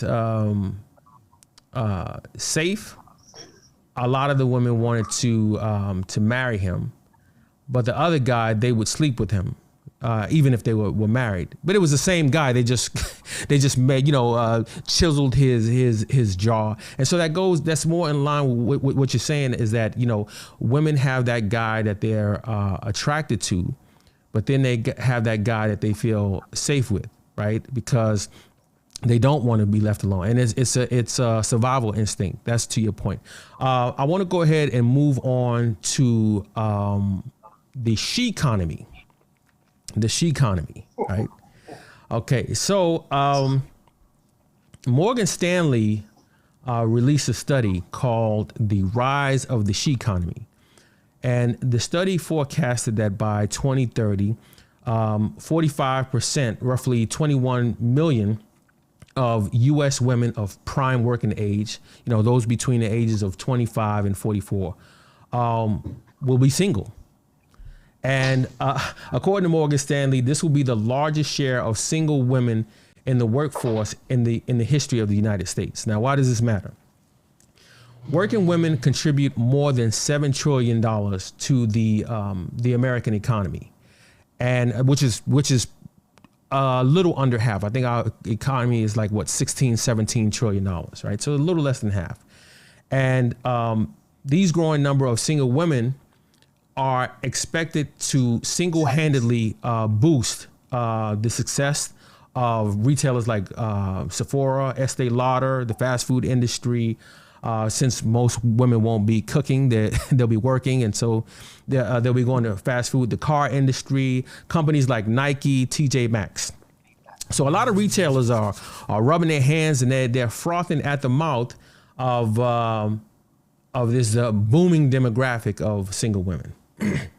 Now, among those women is a subset, a group of women who are the most likely to be spendthrifts. Now, these women, yes, they spend money carelessly, right? They are considered to be the least desirable, not by black men, but they're considered to be the least desirable. They're the least to ever get married and the most likely to get divorced. I'm talking about black women. So in 2008, Essence Magazine partnered up with ING to conduct a study on how black women spend money, how they spend. 68% of the respondents, black women, said that it doesn't matter if it's a good economy or a bad economy, whatever the situation is. 70% said they were going to spend money no matter what. 40% of them said that they shop to cheer themselves up, right? So whenever they're feeling down, they're going to go shopping or they're going to spend money to cheer themselves up. Now, whether that's going and buying them red bottoms or an expensive purse, or taking girls' trips to the Caribbean or to Italy, or even, having an expensive night, going to an expensive restaurant. This is what they'll do to cheer themselves up. So, again, there was another article in Health Day which cited that when they did a study comparing the loneliness of women, black women compared to white women were twice as likely to say that they were lonely. and almost 3 times as likely to say that they were having money problems, right? 2.5 times of them, 2.5 times more likely to say that they believe that they were in a lower social class. So what we're dealing with is you have women who may have certain insecurities, and they try to spin their way out of it. And so the question that I want to ask is, do you think that there is an agenda to keep Black women single and lonely and continuing to become a commercial cash cow? Miss T. It's a possibility. That's about all I have on that. That's all you have on that. Okay. No more on that. Ray, do you think there's an agenda to keep women single, and do you think there's an agenda? It's not only an agenda to keep women single, but it's more of an agenda to keep Black women in particular single. And this started way back in the 60s when the war on welfare started, and they gave the women the option of putting their men out and getting free money from the government. Any dignitary will tell you what happens to any society when you take the man out of the house. And they purposely sent government agents to the homes to make sure that there were no men in their house on purpose, because they know what happens when you take men out of the house. These are some of the many negative things that happen to the society. And it's happened ever since then. Women don't care about spending money. An uncle told me way back when I was a kid, if women have $10, it'll burn their pockets till they spend it. That's a fact. If there's no guidance in the house, what sisters need, women need guidance. That's a fact. If they don't have a male guidance in their house, they don't care about spending money. Of course, that's an agenda. Anybody who studied this for any amount of time, if you just look at the women in your life and see how they spend money, completely emotional. And if you take the men out of the house, of course, there's an agenda to keep them single. How many businesses would go under if women went out there spending, buying a whole bunch of stuff? Everybody would go out of business, because I could sit in my house for 3 weeks and eat hot dogs and play Madden for 3 weeks without seeing the sun. A woman can't do that. Facts. I agree that there is an incentive as a major, and it's working. Hanifa, is there an agenda to keep women single? Your thoughts? I agree with Ray. Because if there's an agenda to keep Black men out of the homes, and there's an agenda to keep Black women single. And then when you talk about agenda, you have to think about who is benefiting or profiting from this. That's what we have to think about. I agree with Ray as well. He talked about men, and I often say, when we talk about men, we reduce men. I hate the fact that we reduce men down to simple providers and protectors. I think that men bring so much more than that. I think there's a lot that falls under provision that we don't really talk about. And one of the things that men provide is structure, right? And if there is no structure in the home, all hell is going to break loose. Whether it's the woman, the children, the men bring the structure in the home. And so, and the discipline. So if you're talking about, and I'm not saying, because there are some men who are bad with money, and the woman might be a little better in that department. That does exist. She might be the one over the bills for a reason, because that arrangement works better for the family.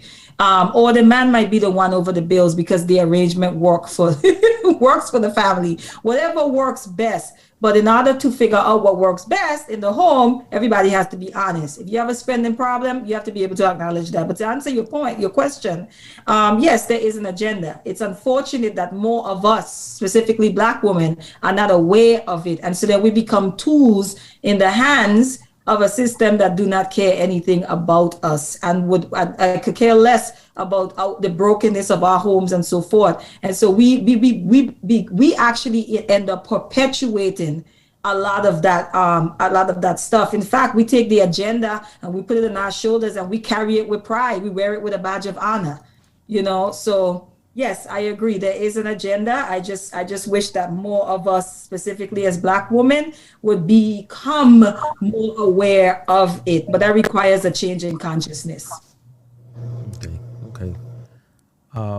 Rick, your thoughts? Give me the question. Oh, so that I can at least address the question for a moment. Because Okay. I be off topic. Okay. So, do you think that there is an agenda to keep sisters single and lonely? To keep women single and lonely? Okay. I never get to speak on the same question that everybody else speaks on. All right, so, well, kind of never. But anyway, I definitely think it's an agenda. It's a necessity for the powers that be. I think that, bro, I think if black men and black women return to like a family union, I think we would destabilize the economy of this country, like in no time. This country, everybody's eating. Like we the lifeblood of every other culture. Every other culture is making money off of us, primarily through the black women or through the need to impress the black women. They're making money off of us. Because the black women they're not trying to impress us. They trying to outshine us. Meanwhile, we're trying to impress them. And we are shipping all of our money out to other cultures. We're buying more Benzes than every other culture. Everything. The women are buying more Gucci, Louis, Fendi. We buy more iPhones than everybody. We buy more $500 shoes than everybody. They got to keep us divided. If we came together, man, we'd save so much money. So I understand it, but for that same reason, we got to come together. Like for the same reason why everybody else wants to keep us divided, that's the reason we need to look at that and say, we got to come together. Mm-hmm. If not just to have one mortgage instead of two. Like, hey, that's a significant savings right there. Right. That's also, and if we could make more responsible decisions, right? Like less babies to broken homes means like less childcare, less nannies. I mean, no shade to the nannies. I still want them to make money. There's room for that, but if I'm working, you working, and I'm in the household over here, you in the household over there, we got a kid together, half of our money is going towards somebody else taking care of the kids. Mm-hmm. And two roofs, and it's just totally destabilized, man. We need to come together. Right. Bad. Right. There are a number of studies that back up what you're saying. I don't have them in front of me right now, but they said that when men and women get together, their net worth, they get married, those that are married, their net worth is like 2.5 times those that are gross, 2.5 times faster and 2.5 times more than those who are single. And the biggest factor in foreclosure is actually divorce. Divorce is like the biggest reason why people end up losing their homes and going into foreclosure. And it's something that's so simple. I mean, it's just simple arithmetic, right? Even if you think that you make, as a woman, you make $100,000, and let's say I make $60,000, it's $160,000 household. Or let's say I make $70,000. You could live off of one salary if you live modestly, right? And you're not trying to impress everyone else.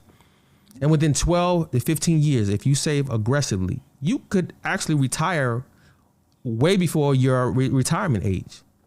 You can go on and do other things. I've always said that Black women have a very, very entrepreneurial spirit that goes all the way back to slavery. If you read up during slavery times, a lot of slaves purchased their freedoms. That's how a lot of slaves purchased their freedom and purchased their family members through having certain skills like entrepreneurial spirits. I think there was on Sundays, slaves were allowed to use their skills to work for themselves. the only caveat was that the slave master ended up taking 50 to 60% of their earnings. And a lot of slave masters actually made more money from this, taking half of the money from slaves who had those skills. Like there was one woman, she could sew she was a seamstress and could sew wedding dresses. And what she did is she paid for her freedom, then purchased the freedom of her husband, and then purchased the freedom of other women who were able to do that, and then they would pay their they would work their way off and pay by their freedom. And so states like Louisiana and South Carolina put an end to that. They made manumission illegal. And so even if you purchase a slave, that person had to stay a slave. Or in the case of Louisiana, you had by sundown to get out of the state completely. They didn't want a lot of free blacks who were emancipated that way in the state. But I don't want to belabor the point. This has been a good conversation. I want to go ahead and continue with let's close this out from Hanifa to Rico, and then I'll close it out. Hanifa, your closing thoughts. I wanted to say one thing to the consumerism piece of it.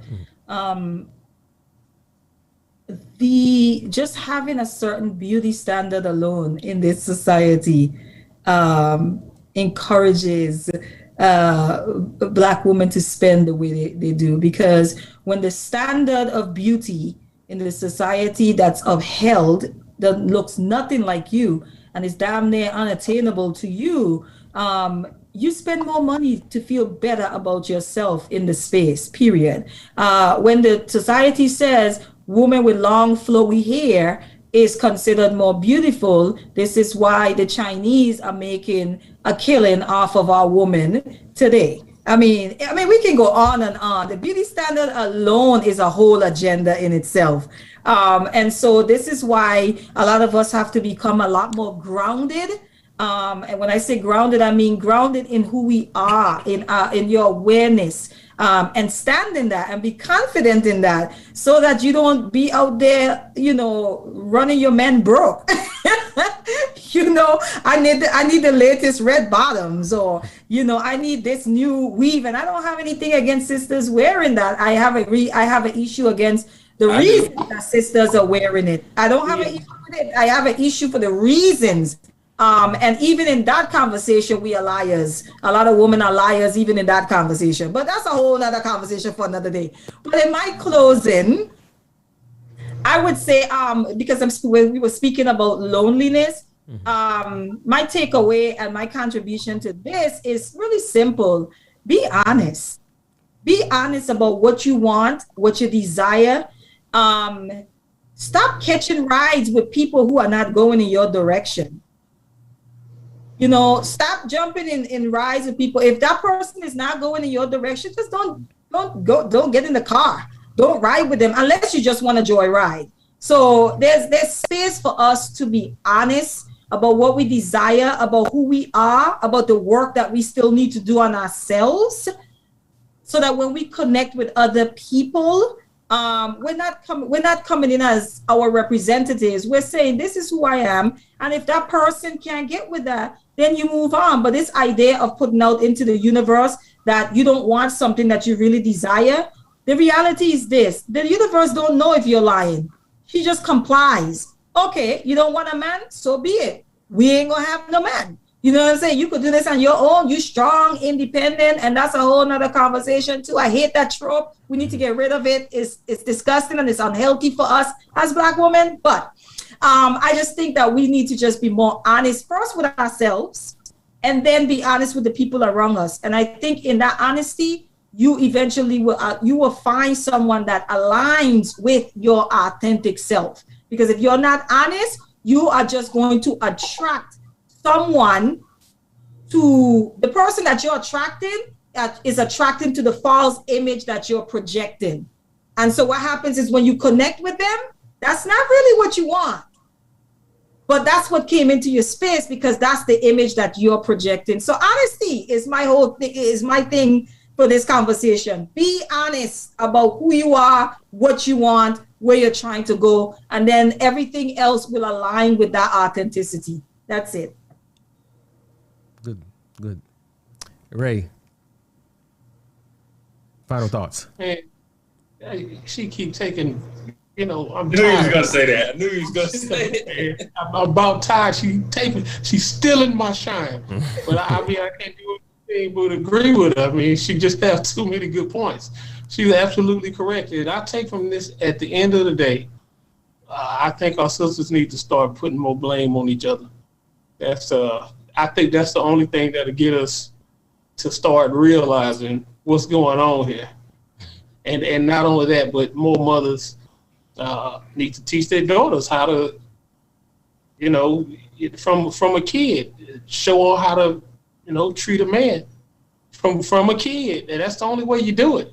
And somehow we'll get to the point where we can start mending this back together, because what happened to us during slavery and then what happened to us in the 60s, it's just as a snowball effect. I think that the only way we can get out of this hole is when we start putting accountability on each other, because it's no way we can do it.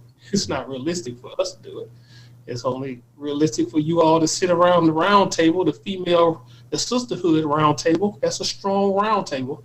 It's stronger than the Illuminati's. And y'all sit around each other, y'all get on each other's ass about wrongdoers, and perhaps we'll climb out of this hole. That's my look on it. Good, thanks. Miss T, final thoughts. So speaking on the agenda piece, it's been an agenda for our people since we were brought here, or stolen and brought here to this country. So as Ray has already said, and as everyone mentioned in the last conversation, until we as a people can come together and realize these things and work together rather than against, whether male or female, that agenda is going to continue to be perpetuated throughout generations. So we just need to communicate that to our kids, to our friends, to whomever. The lonely piece, for anybody that is out there lonely, I don't find a problem necessarily in sitting in your singleness.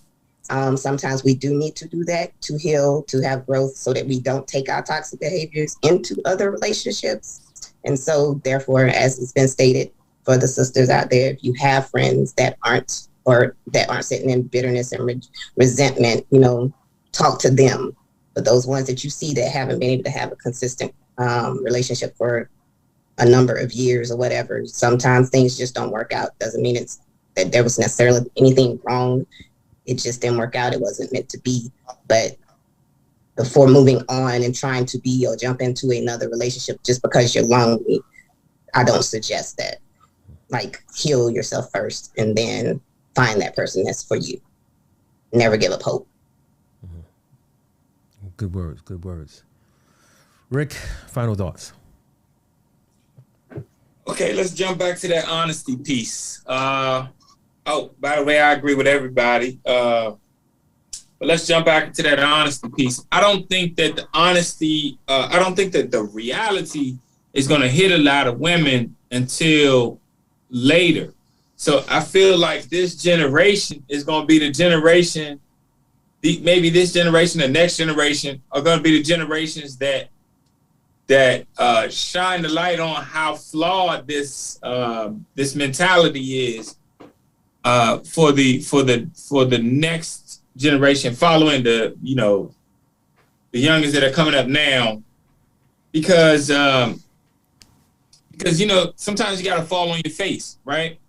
And you're gonna have a lot of women. They're gonna be older, and they're gonna want that somebody when they're in and out of the hospital. They're gonna want somebody they can trust to sign the papers. When they fall down the steps and they break their hip or whatever, they're gonna want somebody to bring them soup, stuff like that. That stuff doesn't have a dollar amount attached to it. I know you can get DoorDash and all that stuff, but it ain't the same as somebody caring about you. You're gonna need somebody to care about you as you get older. That's just the way it is. And that reality is going to have to settle in. Right now, it's a lot of women. They're making a lot of money. They're having a good time. They're having a good time. They got 5 dudes in the friend zone. They're getting spoiled by them. They're having a good time. And it's not going to kick in for a lot of women. It's going to take for daughters or granddaughters to see grandma and say, hey, I ain't rocking like that. No, I don't want that. Or it's going to take grandma in her older age when she's 60 or 70 and she ain't got nobody to turn around to her granddaughter, because it's probably too late for her daughter, and say, listen, baby, don't do that. Don't do what I did. That's it. Like these 2 generations right here, we ain't getting them back unless it's a real recession or something like that. That really, if it ain't a war or a recession or something very extreme, we're not gonna get them back because they having a good time. And so I can't blame these sisters. I see them having a good time. I'm like, man, whew. These sisters, they know how to date each other. They may don't have no money in the bank account afterwards or whatever, but they know how to date each other. They know how to treat each other. They know how to buy each other gifts and stuff like that. Like they do stuff I'm not even thinking about doing. And sometimes I do feel bad, but it's not stable. It's not something that you can keep up. It won't last forever. It's definitely not going to be there. All of those things not going to matter when you can't pay for your subscriptions. Prescriptions when you're older. So the chickens will come home to roost, man, but I think it's probably too late. I wish we could be honest about the results that we're getting. I know that, they do say they lonely, right? But a lot of women say they want a good man, but then they not really doing anything to attract a good man. Because once you get past the point of saying it, are you going to make the attitude adjustment to make him want to stick around, or even make him be good to you? Because everybody ain't good to everybody, just like everybody ain't bad to everybody. There's some women that I was way better for and way better with than others. Some women I just didn't care about. Some women said all the nice things, but I knew they didn't care about. They were very flattering, So even now when I date a woman, they say, "Oh, I like it. You cook and all that stuff," and I'll be sitting there saying, "That's cool, but when you gonna cook?" Yeah, yeah, I know I can cook, but like, what do I want you for?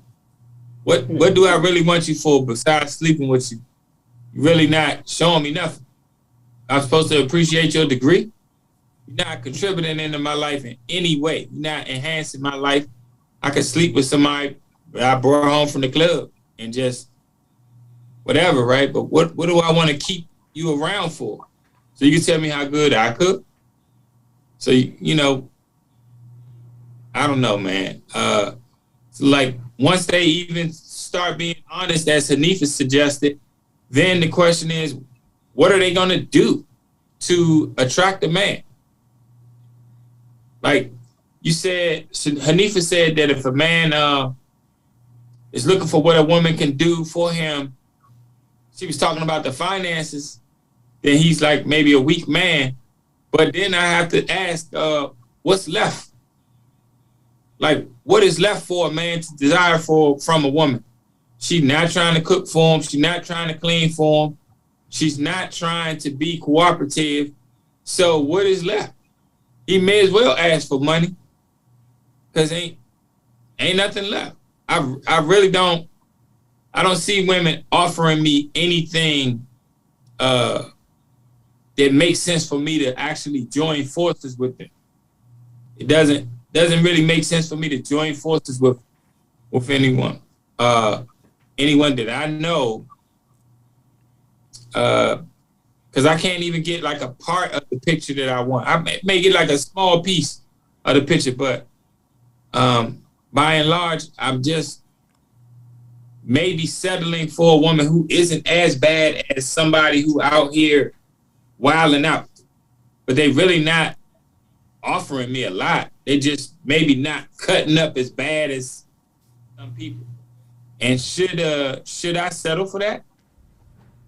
Should I settle for that because she got a degree, or because she got Gucci, Louis, and Fendi, or because she makes 6 figures but she done spent it all and she got student loans waiting to consume it? What?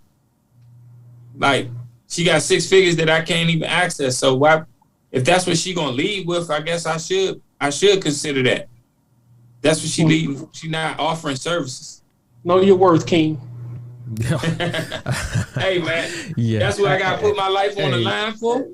Yeah, I gotta put my life on the line for a woman who ain't gonna cook for me and clean for me. That's what I gotta do. Yeah, I will say that that this was a good discussion. I agree with a lot of the sentiments that were brought up here tonight.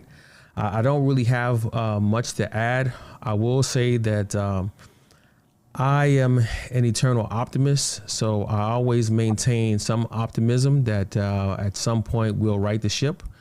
I think that in order for us to right the ship, we have to have communication. We have to talk to one another and have civil discussion. There have been several times we've been on this panel, and sometimes we don't always agree with each other, but we're always respectful and we're listening to each other.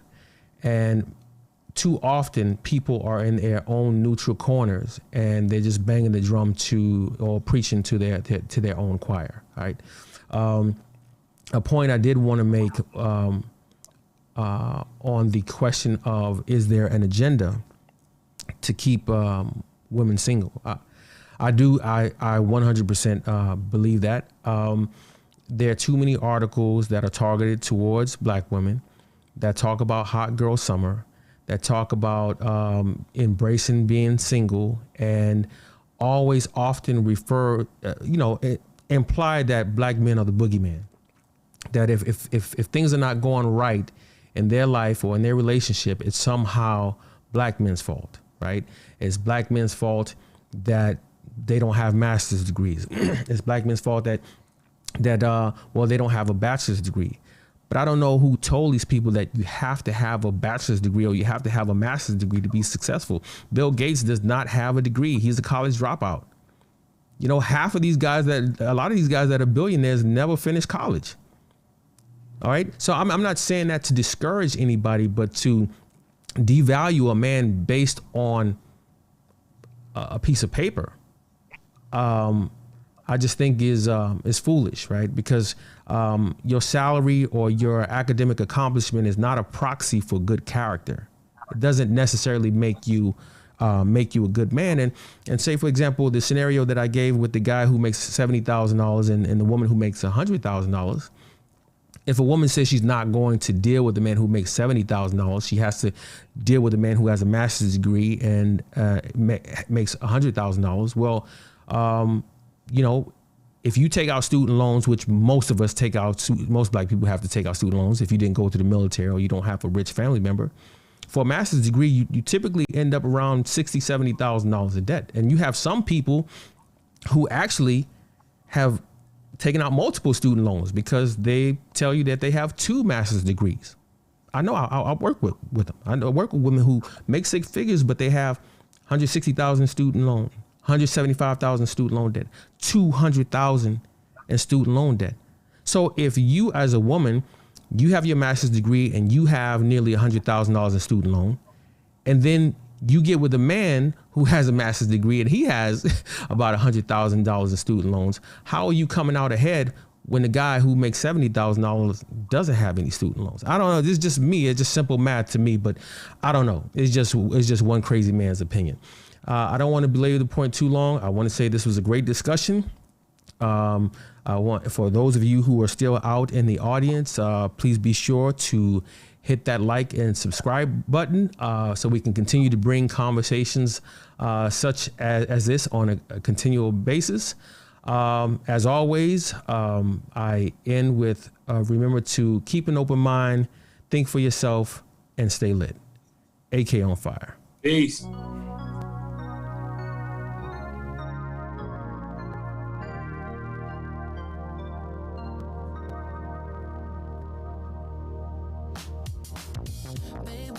saw you for the first time, I knew we were destined to meet.